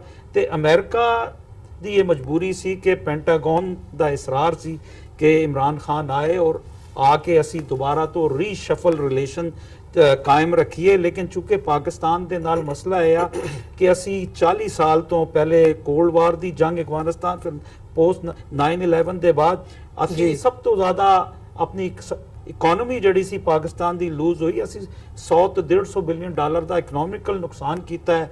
ਅਮਰੀਕਾ ਸਾਨੂੰ 10-15 ਬਿਲੀਅਨ ਡਾਲਰ ਦੇ ਕੇ ਜਿਸ ਤਰ੍ਹਾਂ ਸਦਰ ਟਰੰਪ ਨੇ ਜਿਤਾਇਆ ਸੀ ਕਿ ਪਾਕਿਸਤਾਨ ਡਿਸੀਵਰਸ ਐਂਡ ਚੀਟਰਸ, ਉਹ ਚੀਟ ਕਿਸ ਗੱਲ ਦਾ ਅਸੀਂ ਆਪਣੀ ਇਕਨੋਮੀ ਤਬਾਹ ਕਰ ਦਿੱਤੀ, ਪਾਕਿਸਤਾਨ ਦੇ ਅੰਦਰ ਦਹਿਸ਼ਤਗਰਦੀ ਆ ਗਈ। ਹੁਣ ਅਮਰੀਕਾ ਜਿਹੜੇ ਫੋਰਨ ਪਾਲਿਸੀ ਮੇਕਰਸ ਆ ਜਿਹੜੇ ਵਾਸ਼ਿੰਗਟਨ ਬੈਠੇ ਆ ਤੇ ਉਹ ਥਿੰਕ ਟੈਂਕਸ ਜਿਹੜੇ ਪੈਂਟਾਗਨ ਤੇ ਵਾਈਟ ਹਾਊਸ ਨੂੰ ਚਲਾਉਂਦੇ ਆ ਉਹਨਾਂ ਨੇ ਕਿਹਾ ਹੈ ਕਿ ਜੀ ਤੁਸੀਂ ਆਪਣੀ ਪਾਲਿਸੀ ਬਦਲੋ। ਹਾਂ, ਇੰਡੀਆ ਚੂੰਕਿ ਨਹੀਂ ਚਾਹੁੰਦਾ ਸੀ ਕਿ ਪਾਕਿਸਤਾਨ ਦੇ ਆਈਡੀਅਲ ਰਿਲੇਸ਼ਨ ਦੁਬਾਰਾ ਸੁਪਰ ਪਾਵਰ ਅਮਰੀਕਾ ਦੇ ਨਾਲ ਹੋਣ, ਲੇਕਿਨ ਚੂੰਕਿ ਹਮੇਸ਼ਾ ਤੋਂ ਕੋਈ ਨਾ ਕੋਈ ਸਰਕਮਸਟੈਂਸਸ ਇਦਾਂ ਦਾ ਹੁੰਦਾ ਹੈ ਜਿੱਥੇ ਪਾਕਿਸਤਾਨ ਦੀ ਜਿਹੜੀ ਸਟ੍ਰੈਟੇਜਿਕ ਲੋਕੇਸ਼ਨ ਹੈ, ਜੀਓਗ੍ਰਾਫਿਕਲ ਲੋਕੇਸ਼ਨ ਜਿਸ ਤਰ੍ਹਾਂ ਡਾਕਟਰ ਸਾਹਿਬ ਨੇ ਅਰਜ਼ ਕੀਤਾ, ਉਹ ਬੜੀ ਦੁਨੀਆ ਦੇ ਮੈਪ ਦੇ ਅੰਦਰ ਬੜੀ ਇੱਕ ਇੰਪੋਰਟੈਂਟ ਹੈ ਕਿਉਂਕਿ ਉੱਥੋਂ ਹੀ ਯਾਨੀ ਆਪਣਾ ਦੂਸਰਾ ਗੇਟਵੇ ਸ਼ੁਰੂ ਹੁੰਦਾ ਹੈ ਜਿਹੜਾ ਰਸ਼ੀਆ ਤੱਕ ਜਾਂਦਾ ਹੈ, ਚਾਈਨਾ ਤੱਕ ਜਾਂਦਾ ਹੈ। ਔਰ ਜਿਹੜੇ ਮੁਲਕ ਟੁੱਟੇ ਸੀ ਜਿਸ ਤਰ੍ਹਾਂ ਡਾਕਟਰ ਸਾਹਿਬ ਨੇ ਫਰਮਾਇਆ ਜਾਰਜੀਆ, ਯੂਕਰੇਨ ਤੇ ਦੂਸਰੀ ਜਿਹੜੇ ਅਜ਼ਬਕਿਸਤਾਨ, ਤਜਾਕਿਸਤਾਨ, ਤੇ ਉਹ ਅਹਿਮੀਅਤ ਦੀ ਵਜ੍ਹਾ ਨਾਲ ਅਮਰੀਕਾ ਨਾ ਚਾਹੁੰਦੇ ਹੋਏ ਵੀ ਦੁਬਾਰਾ ਪਾਕਿਸਤਾਨ ਦੇ ਪ੍ਰਾਈਮ ਮਿਨਿਸਟਰ ਨੂੰ ਵਾਸ਼ਿੰਗਟਨ ਯਾਤਰਾ ਦਾ ਜਿਹੜਾ ਇਹ ਇਨਵੀਟੇਸ਼ਨ ਘੱਲਿਆ ਹੈ। ਲੇਕਿਨ ਇਹ ਕਿ ਮੈਂ ਸਮਝਦਾ ਕਿ ਵਕਤੀ ਤੌਰ ਤੇ ਇਸ ਮੁਲਾਕਾਤ ਦੇ ਬਾਅਦ ਪਾਕ ਅਮਰੀਕਾ ਰਿਲੇਸ਼ਨ ਜਿਹੜੇ ਆ ਉਹ ਬਿਹਤਰ ਹੋਣਗੇ। ਲੇਕਿਨ ਸਿਆਸਤ ਦੇ ਅੰਦਰ ਚੂੰਕਿ ਸਿਆਸਤ ਇੱਕ ਬੜਾ ਬੇਈਮਾਨ ਕਿਸਮ ਦਾ ਖੇਡ ਹੈ, ਇੰਟਰਨੈਸ਼ਨਲ ਪੋਲਿਟਿਕਸ ਖਾਸ ਤੌਰ ਤੇ, ਇੱਥੇ ਨਾ ਕੋਈ ਪਰਮਨੈਂਟ ਦੋਸਤ ਹੁੰਦੇ ਨਾ ਕੋਈ ਪਰਮਨੈਂਟ ਦੁਸ਼ਮਣ। ਜੀ, ਇਹਦੇ ਵਿੱਚ ਡਾਕਟਰ ਸਾਹਿਬ ਤੁਸੀਂ ਕੀ ਸਮਝਦੇ ਹੋ ਇੰਡੀਆ ਦੀ ਜਿਹੜੀ ਪੋਜੀਸ਼ਨ ਇਸ ਵਕਤ ਹੈ, ਜੇ ਪਾਕਿਸਤਾਨ ਤੇ ਅਮਰੀਕਾ ਦੇ ਜਿਹੜੇ ਰਿਲੇਸ਼ਨਸ ਨੇ ਉਹ ਸੁਧਰਦੇ ਨੇ ਤੇ ਇਹਦੇ ਨਾਲ ਜਿਹੜਾ ਅਮਰੀਕਾ ਦਾ ਉੱਥੇ ਇੰਟਰਸਟ ਸਾਊਥ ਏਸ਼ੀਆ ਦੇ ਖਿੱਤੇ ਦੇ ਵਿੱਚ ਚਾਈਨਾ ਦੇ ਖਿਲਾਫ ਜਾਂ ਰਸ਼ੀਆ ਦੇ ਖਿਲਾਫ ਹੈ। ਸੋ ਉਹ ਦੋ ਜਿਹੜੇ ਫੈਕਟਰਸ ਨੇ, ਦੋ ਵੱਡੇ ਮੁਲਕ ਸਾਊਥ ਏਸ਼ੀਅਨ ਕੰਟੈਕਸਟ ਦੇ ਵਿੱਚ। ਜਿਹੜੀ ਇੰਡੀਆ ਦੀ ਪੋਜੀਸ਼ਨ ਹੈ, ਜੇ ਪਾਕਿਸਤਾਨ ਅਮਰੀਕਾ ਦੇ ਨੇੜੇ ਆਉਂਦਾ ਤਾਂ ਇੰਡੀਆ ਓਬਵੀਅਸਲੀ ਉਹਦੇ ਤੋਂ ਵੀ ਖਫਾ ਹੋਊਗਾ, ਤੇ ਚਾਈਨਾ ਦੇ ਨਾਲ ਆਲਰੇਡੀ ਉਹਨਾਂ ਨੇ ਡੋਕਲਾਮ ਦੇ ਮੁੱਦੇ ਤੇ ਪਿਛਲੇ ਸਮੇਂ ਦੇ ਵਿੱਚ ਸਟੈਂਡ ਆਫ ਅਸੀਂ ਦੇਖਿਆ। ਤੇ ਇੰਡੀਆ ਦੀ ਫਿਰ ਜਿਹੜੀ ਪੋਜੀਸ਼ਨ ਆਉਣ ਵਾਲੇ ਸਮੇਂ ਦੇ ਵਿੱਚ ਬਣੂਗੀ, ਉਹ ਕਿਵੇਂ ਦੇਖਦੇ ਹੋ? ਦੇਖੋ, ਇੱਕ ਗੱਲ ਇਹ ਸਮਝਣ ਵਾਲੀ ਹੈ ਕਿ ਅਮਰੀਕਾ, ਰੂਸ, ਫਰਾਂਸ, ਕਿਸੇ ਹੱਦ ਤੱਕ ਇੰਗਲੈਂਡ ਜਾਂ ਇਜ਼ਰਾਈਲ, ਇਹ ਰੈਸਟ ਆਫ ਦਾ ਵਰਲਡ ਨੂੰ ਕੋਈ ਅਮਰੂਦ ਜਾਂ ਛੱਲੀਆਂ ਨਹੀਂ ਵੇਚਦੇ।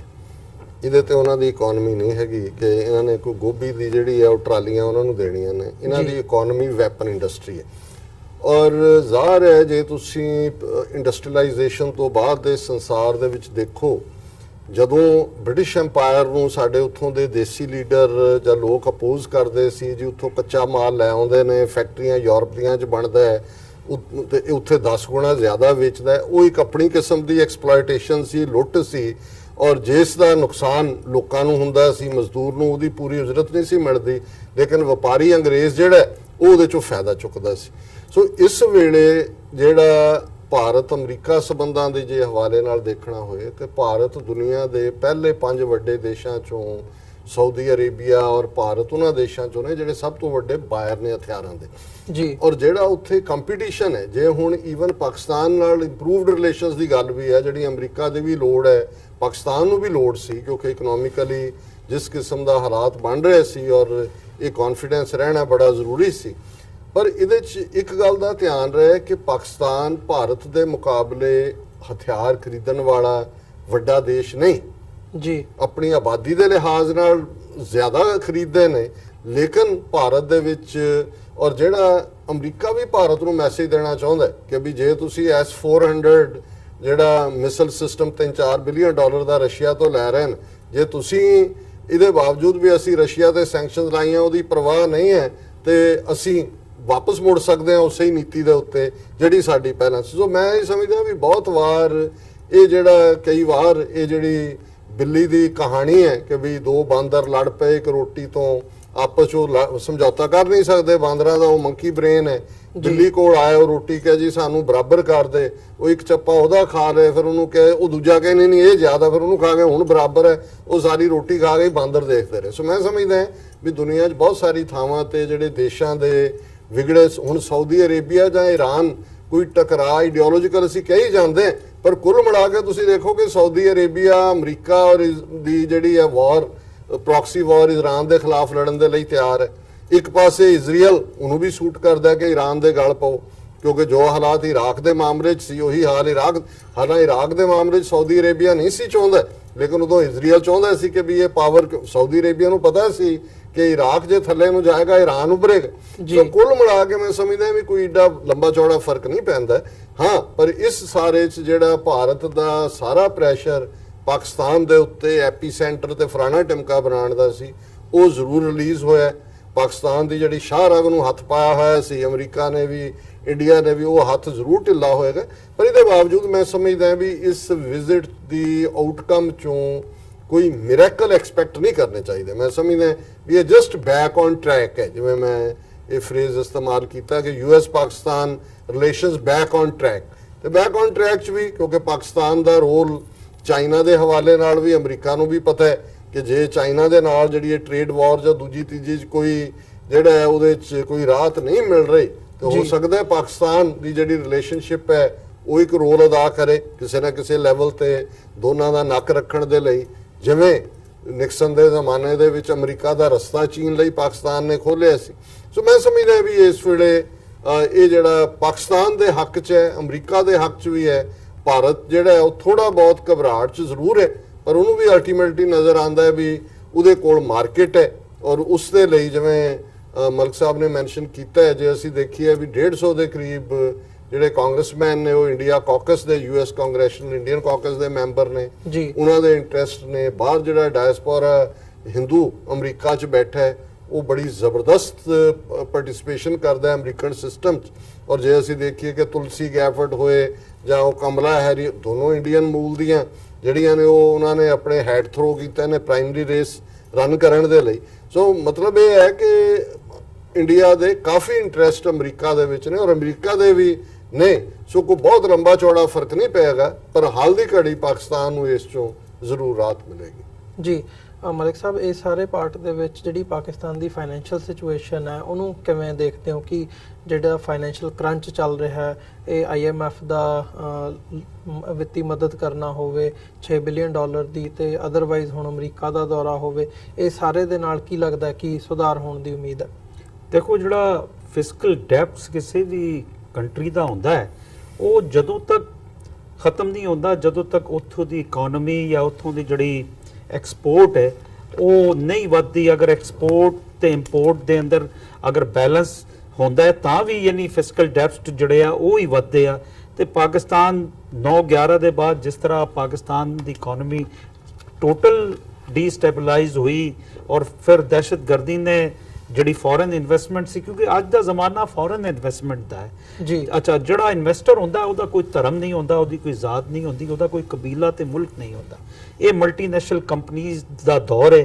ਇਹਦੇ ਅੰਦਰ ਮਲਟੀਨੈਸ਼ਨਲ ਕੰਪਨੀਜ਼ ਜਿਹੜੀ ਆ ਉਹ ਮੁਲਕਾਂ ਨੂੰ ਚਲਾਉਂਦੀ ਹੈ, ਬਲਕਿ ਬਹੁਤ ਸਾਰੀ ਜਗ੍ਹਾ ਤੇ ਫੋਰਨ ਪੋਲਿਸੀ ਦੀ ਗਾਈਡਲਾਈਨ ਵੀ ਇਹ ਮਲਟੀਨੈਸ਼ਨਲ ਕੰਪਨੀਜ਼ ਦੇ ਜਿਹੜੇ ਬਿਗ 200 ਬੌਸਸ ਆ ਇਹ ਦਿੰਦੇ ਆ ਦੁਨੀਆ ਦੇ ਅੰਦਰ।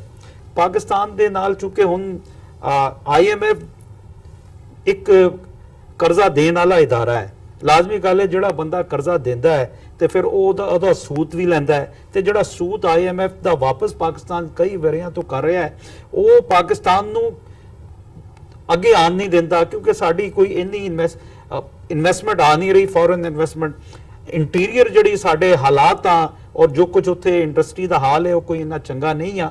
ਪਿਛਲੀ ਹਕੂਮਤ ਦੇ ਬਾਅਦ ਬਿਜਲੀ ਦਾ 90% ਮਸਲਾ ਜਿਹੜਾ ਹੱਲ ਹੋਇਆ ਹੈ, ਲੇਕਿਨ ਇਹ ਕਿ ਕਿਉਂਕਿ ਪਾਕਿਸਤਾਨ ਇੱਕ ਐਗਰੀਕਲਚਰ ਲੈਂਡ ਹੈ, 65% ਜਿਹੜਾ ਡਿਪੈਂਡ ਐਗਰੀਕਲਚਰ ਤੇ ਕਰਦਾ ਸੀ। ਲੇਕਿਨ ਹੁਣ ਚੂੰਕਿ ਜ਼ਮਾਨਾ ਜਿਹੜਾ ਹੈ ਬਦਲ ਗਿਆ ਹੈ, ਹੁਣ ਇਹ ਜ਼ਰੂਰੀ ਨਹੀਂ ਹੈ ਕਿ ਤੁਸੀਂ ਲੈਂਡ ਦੇ ਹਿਸਾਬ ਨਾਲ ਬਹੁਤ ਵੱਡੇ ਮੁਲਕ ਹੋ, ਲੇਕਿਨ ਤੁਹਾਡੇ ਮੁਲਕ ਦੇ ਅੰਦਰ ਅਗਰ ਜਿਸਾ ਨੌਲੇਜੇਬਲ ਟੈਕਨੋਲੋਜੀ ਦਾ ਸੈਕਟਰ ਕਾਇਮ ਹੋ, IT ਸੈਕਟਰ ਕਾਇਮ ਹੋ, ਤਾਂ ਹੀ ਤੁਸੀਂ ਆਪਣੀ ਇਕਨੋਮੀ ਨੂੰ ਅੱਗੇ ਲਿਆ ਸਕਦੇ ਆ। ਲੇਕਿਨ ਇਹ ਕਿ IMF ਨੇ ਹੁਣ ਜਿਸ ਸ਼ਰਤਾਂ ਤੇ ਇੱਕਦਮ ਹੀ ਜਿਹੜਾ 1 ਸਾਲ ਤੋਂ ਗੱਲਾਂ ਚੱਲ ਰਹੀਆਂ ਸੀ ਔਰ ਇਸੇ ਚੱਕਰ ਦੇ ਅੰਦਰ ਪਾਕਿਸਤਾਨ ਦਾ ਜਿਹੜਾ ਐਕਸ ਮਿਨਿਸਟਰ ਹੈ ਅਸਦ ਉਮਰ, ਉਹਨੂੰ ਵੀ ਇਸਤੀਫਾ ਦੇਣਾ ਪਿਆ। ਹਾਲਾਂਕਿ ਵਾਸ਼ਿੰਗਟਨ ਯਾਤਰਾ ਤੇ ਉਹ ਆਏ ਹੋਏ ਸੀ ਮਾਰਚ ਦੇ ਅੰਦਰ ਤੇ ਤਕਰੀਬਨ ਮਾਮਲਾ ਤੈਅ ਹੋ ਗਏ ਸੀ। ਉਹਦੇ ਬਾਅਦ ਇਸ ਤਰ੍ਹਾਂ ਦਾ ਗੇਮ ਪਿਆ। ਲੇਕਿਨ ਇਸ ਵੇਲੇ ਚूंकि ਪਾਕਿਸਤਾਨ ਦੀ ਇਕਨੋਮਿਕ ਕ੍ਰਾਈਸਿਸ ਦੇ ਅੰਦਰ ਹੈ ਤੇ ਪਾਕਿਸਤਾਨ ਇਹ ਚਾਹ ਰਿਹਾ ਸੀ ਕਿ ਉਹਨੂੰ ਕੋਈ ਰਿਲੀਫ ਮਿਲੇ, ਔਰ ਰਿਲੀਫ ਦਾ ਜਿਹੜਾ ਸੈਂਟਰ ਹੈ ਉਹ ਵਾਸ਼ਿੰਗਟਨ ਹੈ।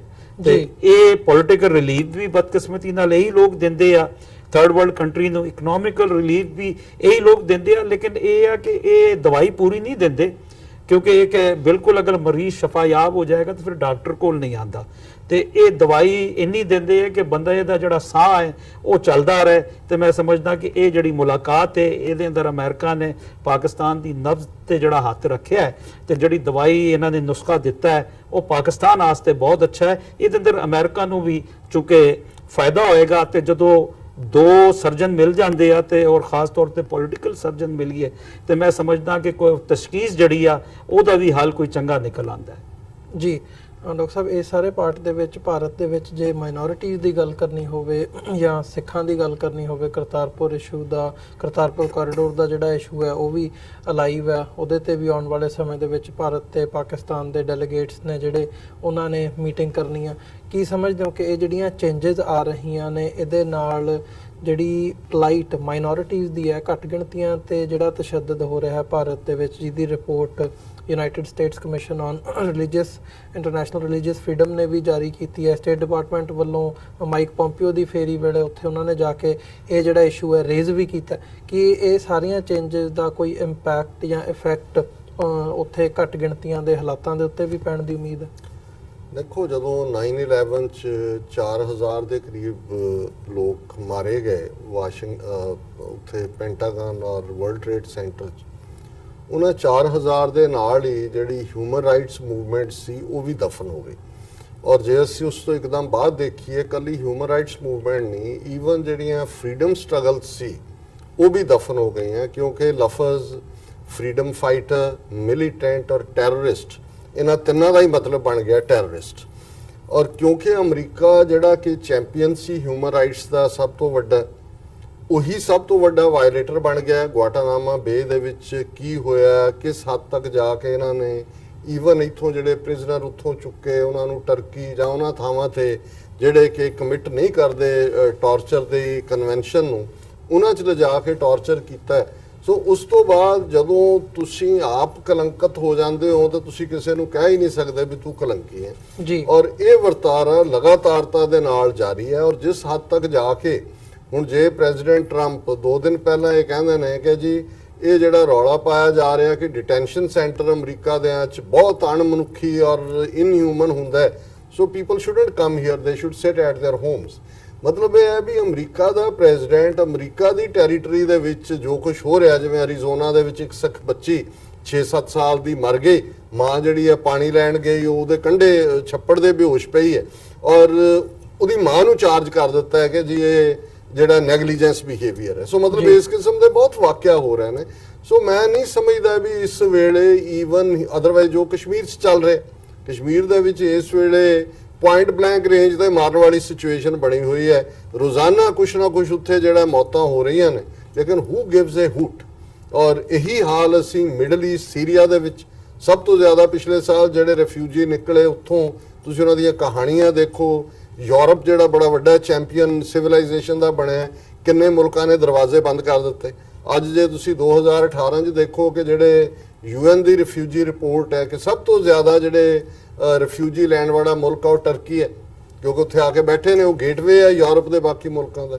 ਜੋ ਮੈਂ ਸਮਝਦਾ ਵੀ ਜਿਸ ਇੰਪਿਊਨਿਟੀ ਦੇ ਨਾਲ ਇੰਡੀਅਨ ਰੂਲਰਸ ਹਿੰਦੂ ਤਵੀ ਇਸ ਵੇਲੇ ਅਕਲੀਅਤਾਂ ਦਾ, ਘੱਟ ਗਿਣਤੀਆਂ ਦਾ ਘਾਣ ਕਰ ਰਹੇ ਨੇ, ਲਿੰਚਿੰਗ ਕਾਮਨ ਹੋ ਗਈ। ਕੱਲ ਇਹੀ ਨਹੀਂ ਕਿ ਮਜ਼ਹਬ ਦੇ, ਅੱਜ ਦੀ ਖਬਰ ਹੈ ਕਿ ਜੀ ਇੱਕ ਨੇ ਉਹ ਆਟੋ ਰਿਕਸ਼ਾ ਕੀਤਾ, ਉਹਨੇ ਜਦੋਂ ਉਹਦਾ ਕਿਰਾਇਆ ਮੰਗਿਆ ਤਾਂ ਉਹਨੇ ਉਹਨੂੰ ਲਿੰਚ ਕਰਨਾ ਸ਼ੁਰੂ ਕਰਤਾ, ਨਾਲ ਉਹਨੂੰ ਕਿਹਾ ਵੀ ਬੋਲ ਜੈ ਸ਼੍ਰੀ ਰਾਮ ਤੇ ਨਾਲ ਹੀ ਮਾਰ। ਹੁਣ ਇਹ ਖਬਰਾਂ ਈਵਨ ਇਹ ਖਬਰ ਬਣਨੋਂ ਵੀ ਹਟ ਗਈ। ਔਰ ਪਾਰਲੀਮੈਂਟ ਦੇ ਵਿੱਚ ਤੁਸੀਂ ਦੇਖੋ ਕਿਸ ਹੱਦ ਤੱਕ ਜਾ ਕੇ ਬੀਜੇਪੀ ਦੀ ਜੇ ਇੱਕ ਵੱਡੀ ਲੀਡਰ, ਲੇਡੀ ਲੀਡਰ, ਉਹ ਕਹਿ ਰਹੀ ਹੈ ਟਵੀਟ ਕਰਕੇ ਕਿ ਜੀ ਮੈਂ ਇਹੀ ਐਡਵਾਈਸ ਕਰਾਂਗੀ ਕਿ ਹਿੰਦੂ 10-10 ਦੇ ਗਰੁੱਪ ਬਣਾਉਣ, ਮੁਸਲਮਾਨਾਂ ਦੇ ਘਰਾਂ 'ਚ ਵੜ ਕੇ ਉਹਨਾਂ ਦੀਆਂ ਔਰਤਾਂ ਮਾਵਾਂ ਭੈਣਾਂ ਦੇ ਨਾਲ ਜ਼ਬਰ ਜਨਾਹ ਕਰਨ, ਉਹਨਾਂ ਨੂੰ ਘੜੀਸ ਕੇ ਸਟਰੀਟਸ ਦੇ ਉੱਤੇ ਲਿਆ ਕੇ ਉਹਨਾਂ ਨੂੰ ਜਿਹੜਾ ਮਾਰ ਕੇ ਹੈਂਗ ਕਰ ਦਿੱਤਾ ਜਾਏ।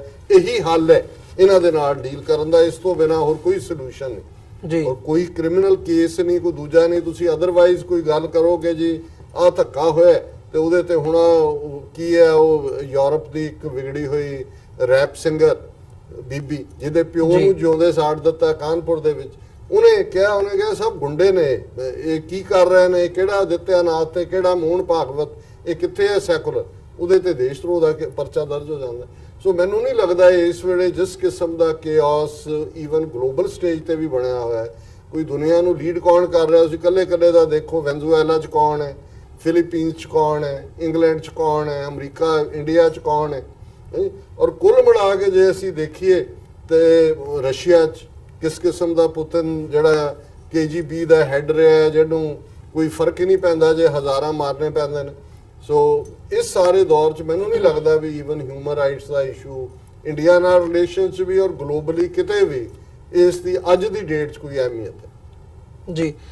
ਸੋ ਮਲਿਕ ਸਾਹਿਬ, ਜਾਂਦੇ ਜਾਂਦੇ ਅਸੀਂ ਸਾਡੇ ਜਿਹੜੇ ਭਾਰਤ ਤੇ ਪਾਕਿਸਤਾਨ ਦੇ ਰਿਲੇਸ਼ਨ ਹੈਗੇ ਆ ਜਾਂ ਦੋਵਾਂ ਪੰਜਾਬਾਂ ਦੀ ਸਾਂਝ ਹੈ ਉਹਦੇ ਵੱਲ ਵੀ ਥੋੜੀ ਜਿਹੀ ਜਿਹੜੀ ਵਿਚਾਰ ਚਰਚਾ ਹੈ ਉਹ ਕਰ ਲਈਏ। ਕਰਤਾਰਪੁਰ ਕੋਰੀਡੋਰ ਬਾਰੇ ਜਿਹੜੀਆਂ ਲੇਟੈਸਟ ਡਿਵੈਲਪਮੈਂਟਸ ਹੋ ਰਹੀਆਂ ਨੇ, ਹੁਣ ਆਉਂਦੀ 14 ਤਰੀਕ ਨੂੰ ਜਿਹੜੀ ਹੈ ਮੀਟਿੰਗ ਹੋਣੀ ਹੈ ਦੋਵਾਂ ਡੈਲੀਗੇਟਸ ਦੀ, ਤੇ ਪਿਛਲੇ ਸਮੇਂ ਦੇ ਵਿੱਚ, ਪਿਛਲੇ ਹਫਤੇ ਦੇ ਵਿੱਚ ਜਿਹੜੀਆਂ ਖਬਰਾਂ ਇੰਡੀਅਨ ਸਾਈਡ ਤੋਂ ਆਈਆਂ ਨੇ, ਜਿਹੜੇ ਪੰਜਾਬ ਦੇ ਪੋਲੀਟੀਸ਼ੀਅਨਸ ਨੇ ਉਹਨਾਂ ਵੱਲੋਂ ਪਾਕਿਸਤਾਨ ਨੂੰ ਬਲੇਮ ਕੀਤਾ ਜਾ ਰਿਹਾ ਹੈ ਕਿ ਜੀ ਪਾਕਿਸਤਾਨ ਇਹਦੇ ਤੇ ਨੈਗਲੀਜੈਂਸ ਕਰ ਰਿਹਾ ਹੈ, ਜਿਹੜੀ ਡੀਰੇਲ ਕਰਨ ਦੀ ਕੋਸ਼ਿਸ਼ ਕਰ ਰਿਹਾ ਹੈ, ਜਿਹੜੀ ਇੰਡੀਆ ਡਿਮਾਂਡ ਕਰ ਰਹੀ ਹੈ ਉਹ ਪੂਰੀਆਂ ਨਹੀਂ ਕੀਤੀਆਂ ਜਾ ਰਹੀਆਂ, ਭਾਵੇਂ ਉਹ ਪਿਲਗ੍ਰਿਮਸ ਦੇ ਨੰਬਰ ਦੀ ਗੱਲ ਹੋਵੇ ਜਾਂ ਟਾਈਮਿੰਗ ਦੀ ਜਾਂ ਅਦਰਵਾਈਜ਼ ਗੱਲ ਹੋਵੇ। ਤੇ ਖਾਸ ਤੌਰ ਤੇ ਜਿਹੜੀਆਂ ਖਬਰਾਂ ਸ਼ੁਰੂ ਹੋਈਆਂ ਨੇ ਕਿ ਜਿਹੜਾ ਇਹ ਕਰਤਾਰਪੁਰ ਕੋਰੀਡੋਰ ਹੈ ਇਹਨੂੰ ISI ਪਾਕਿਸਤਾਨ ਤੇ ਟੈਰਰਿਜ਼ਮ ਦੇ ਨਾਲ ਜਿਹੜੀ ਜੋੜ ਕੇ ਦੁਬਾਰਾ ਫੇਰ ਇੱਕ ਲਾਈਨ ਸ਼ੁਰੂ ਕੀਤੀ ਜਾ ਰਹੀ ਹੈ। ਸੋ ਕੀ ਲੱਗਦਾ ਕਿ ਜਿਵੇਂ ਅਪ੍ਰੈਲ ਦੇ ਵਿੱਚ ਮੀਟਿੰਗ ਕੈਂਸਲ ਕੀਤੀ ਗਈ ਸੀ ਦੋਵਾਂ ਡੈਲੀਗੇਟਸ ਦੀ, ਕਿ ਜਿਹੜੀ ਆਉਣ ਵਾਲੀ ਜਿਹੜੀ ਇਹ 14 ਤਰੀਕ ਦੀ ਮੀਟਿੰਗ ਹੈ ਇਹਦੇ ਤੇ ਵੀ ਕੋਈ ਇਦਾਂ ਦਾ ਸਵਾਲ ਲੱਗ ਸਕਦਾ, ਸਵਾਲੀਆ ਚਿੰਨ੍ਹ? ਦੇਖੋ, ਤੁਹਾਡੇ ਸਵਾਲ ਦਾ ਜਵਾਬ ਮੈਂ ਮੁਖਤਸਰ ਇਸ ਤਰ੍ਹਾਂ ਦਾਂਗਾ, ਜਦੋਂ ਅਸੀਂ ਸ਼ੀਸ਼ਾ ਵੇਖਦੇ ਆ ਤੇ ਸ਼ੀਸ਼ੇ ਦੇ ਅੰਦਰ ਸਿਰਫ ਆਪਣਾ ਅਕਸ ਨਜ਼ਰ ਆਉਂਦਾ ਹੈ ਤੇ ਜਦੋਂ ਵੀ ਜੋ ਵੀ ਬੰਦਾ ਸ਼ੀਸ਼ਾ ਵੇਖਦਾ ਤੇ ਉਹਨੂੰ ਆਪਣੇ ਆਪ ਤੋਂ ਸੋਹਣਾ ਦੁਨੀਆ ਦੇ ਅੰਦਰ ਕੋਈ ਨਜ਼ਰ ਨਹੀਂ ਆਉਂਦਾ। ਸ਼ੀਸ਼ੇ ਦਾ ਇੱਕ ਰੁਖ ਪਾਕਿਸਤਾਨ ਦੇ ਅੰਦਰ ਉਹ ਮੋਰ ਦੈਨ 70% ਡਿਵੈਲਪਮੈਂਟ ਜਿਹੜੀ ਕਰਤਾਰਪੁਰ ਸਾਹਿਬ ਦੇ ਇਲਾਕੇ ਦੇ ਅੰਦਰ ਹੋਈ ਹੈ, ਸ਼ੀਸ਼ੇ ਦਾ ਇੱਕ ਰੁਖ ਉਹ ਦੱਸਦਾ ਹੈ। ਤੇ ਅੱਜ ਮੀਡੀਆ ਦਾ ਦੌਰ ਹੈ, ਤੁਸੀਂ YouTube ਤੇ ਜਾਓ, ਉੱਥੇ ਜਿਹੜੇ ਸਾਡੇ ਸਿੱਖ ਭੈਣ ਭਰਾ ਜਾਂਦੇ, ਉੱਥੇ ਜਾ ਕੇ ਜਦੋਂ ਉਹਨਾਂ ਦੀ ਵੀਡੀਓਜ਼ ਤੁਸੀਂ ਦੇਖੋ ਜਿਹੜੇ ਉੱਥੇ ਦਰਸ਼ਨ ਕਰਨ ਜਾਂਦੇ ਆ, ਤੇ ਇੱਕ ਉਹ ਹੈ ਸ਼ੀਸ਼ੇ ਦਾ ਰੁਖ ਜਿਹੜਾ, ਔਰ ਦੂਸਰਾ ਇੱਕ ਰੁਖ ਉਹ ਹੈ ਜਿਹੜੇ ਭਾਰਤ ਦੇ ਪੰਜਾਬ ਦੇ ਜਿਹੜੇ ਨੇਤਾ ਜਾਂ ਹੁਣ ਕੈਪਟਨ ਅਮਰਿੰਦਰ ਹੈ, ਉਹਨਾਂ ਦੇ ਮੈਂ ਪਹਿਲੇ ਵੀ ਕਿਹਾ ਸੀ ਕਿ ਉਹ ਨਹੀਂ ਚਾਹੁੰਦੇ ਕਿ ਇਹ ਕਰਤਾਰਪੁਰ ਕੋਰੀਡੋਰ ਖੁੱਲੇ, ਕਿਉਂਕਿ ਇਹ ਕਰਤਾਰਪੁਰ ਕੋਰੀਡੋਰ ਸਿਰਫ ਇੱਕ ਕੋਰੀਡੋਰ ਨਹੀਂ ਆ, ਇਹ ਅੱਗੇ ਬਹੁਤ ਅੱਗੇ ਇਹ ਕੰਮ ਜਾਏਗਾ। ਤੇ ਜਿਹੜਾ ਪੰਜਾਬ ਦਾ ਬਿਜ਼ਨਸਮੈਨ ਨੇ, ਚੜ੍ਹਦੇ ਪੰਜਾਬ ਦਾ, ਨਾ ਸਿਰਫ ਬਿਜ਼ਨਸ ਦੀ ਉਹਨੂੰ ਨਵੀਂ ਰਾਹਾਂ ਮਿਲਾਂਗੀ ਜਿੱਥੇ ਇਹ 60 ਬਿਲੀਅਨ ਡਾਲਰ ਤੋਂ ਜ਼ਿਆਦਾ ਸੀਪੈਕ ਜਿਹੜਾ ਹੈ ਉਹ ਰਲਦਾ ਪਿਆ ਹੈ, ਉਹ ਇੱਕ ਉਹਦਾ ਹਿੱਸਾ ਨਾਰੋਵਾਲ ਦੇ ਨੇੜੇ ਤੋਂ ਵੀ ਜਾ ਰਿਹਾ ਹੈ। ਤੇ ਇਹ ਸਿਰਫ ਨਹੀਂ ਚਾਹੁੰਦੇ, ਤੇ ਹੁਣ ਅਗਰ ਇਹ ਇਸ ਕਿਸਮ ਦੀ ਮੀਟਿੰਗਸ ਕਰਦੇ ਆ ਤੇ ਉਹਦੇ ਅੰਦਰ ਬਰਾਮਦ ਕੁਝ ਨਹੀਂ ਹੁੰਦਾ। ਬਰਾਮਦ ਇਸ ਕਰਕੇ ਨਹੀਂ ਹੁੰਦਾ ਕਿ ਪਾਕਿਸਤਾਨ ਦੀ ਸਰਕਾਰ, ਪਾਕਿਸਤਾਨ ਦੀ ਆਪੋਜੀਸ਼ਨ ਤੇ ਪਾਕਿਸਤਾਨ ਦੀ ਆਵਾਮ ਕਰਤਾਰਪੁਰ ਸਾਹਿਬ ਕੋਰੀਡੋਰ ਦੇ ਮਾਮਲੇ ਦੇ ਅੰਦਰ ਜਿਹੜੀ ਆ ਉਹ ਇੱਕ ਪਲੇਟਫਾਰਮ ਤੇ ਹੈ, ਤੇ ਉਹ ਚਾਹੁੰਦੀ ਹੈ ਕਿ ਇਹ ਰਸਤਾ ਖੁੱਲੇ। ਉਹ ਸਭ ਤੋਂ ਪਹਿਲਾਂ ਇਹ ਕਿ ਉਹ ਚਾਹੁੰਦੀ ਹੈ ਕਿ ਦੇਖੋ, ਧਰਮ ਹਰ ਬੰਦੇ ਨੂੰ ਪਿਆਰਾ ਹੁੰਦਾ ਹੈ, ਤੇ ਇਹ ਇੱਥੇ ਆ ਕੇ ਅਮਰੀਕਾ ਦੇ ਅੰਦਰ ਜਿੱਥੇ 200 ਤੋਂ ਜ਼ਿਆਦਾ ਮਜ਼ਾਹਿਬ ਦੇ ਲੋਕ ਰਹਿੰਦੇ ਆ, ਤੇ ਇੱਕ ਗਲੀ ਦੇ ਅੰਦਰ ਗੁਰਦੁਆਰਾ ਵੀ ਹੁੰਦਾ ਹੈ, ਮਸਜਿਦ ਵੀ ਹੁੰਦੀ ਹੈ, ਬੁੱਧ ਮਤ ਦਾ ਵੀ ਯਾਨੀ ਉੱਥੇ ਸੈਂਟਰ ਹੁੰਦਾ ਹੈ, ਸਿਨੀਗਾਲ ਵੀ ਹੁੰਦਾ ਹੈ, ਤੇ ਜਦੋਂ ਇੱਥੇ ਰਹਿ ਸਕਦੇ ਆ। ਲੇਕਿਨ ਇਹ ਕਿ ਚੂੰਕਿ ਪੰਜਾਬ ਦੇ ਜਿਹੜੇ ਇੰਡੀਅਨ ਪੰਜਾਬ ਦੇ ਜਿਹੜੀ ਜਮਾਤਾਂ, ਖਾਸ ਤੌਰ ਤੇ ਅਕਾਲੀ ਦਲ ਤੇ ਕਾਂਗਰਸ, ਕਿਉਂਕਿ ਇਹ ਦੋਵੇਂ ਹੀ ਜਮਾਤਾਂ ਜਿਹੜੀਆਂ ਉਹ ਸੱਤਾ ਦੇ ਅੰਦਰ ਆਉਂਦੀਆਂ ਪੰਜਾਬ ਦੇ ਅੰਦਰ, ਮੈਂ ਬੀਜੇਪੀ ਦੀ ਤੇ ਗੱਲ ਨਹੀਂ ਕਰਦਾ,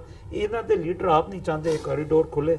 ਇਹ ਇਸ ਕਿਸਮ, ਔਰ ਇਸ ਮਾਮਲੇ ਦੇ ਅੰਦਰ ਮੈਂ ਪਹਿਲੇ ਵੀ ਅਰਜ਼ ਕੀਤਾ ਸੀ ਕਿ ਦਿੱਲੀ ਸਰਕਾਰ, ਦਿੱਲੀ ਦੀ ਮਰਕਜ਼ੀ ਸੈਂਟਰਲ ਸਰਕਾਰ ਬੀਜੇਪੀ ਦੀ ਤੇ ਕਾਂਗਰਸ ਦੀ ਪੰਜਾਬ ਦੀ ਸਰਕਾਰ, ਇਹ ਦੋਵਾਂ ਦੇ ਅੰਦਰ ਮੈਚ ਜਿਹੜਾ ਹੈ ਫਿਕਸ ਹੈ।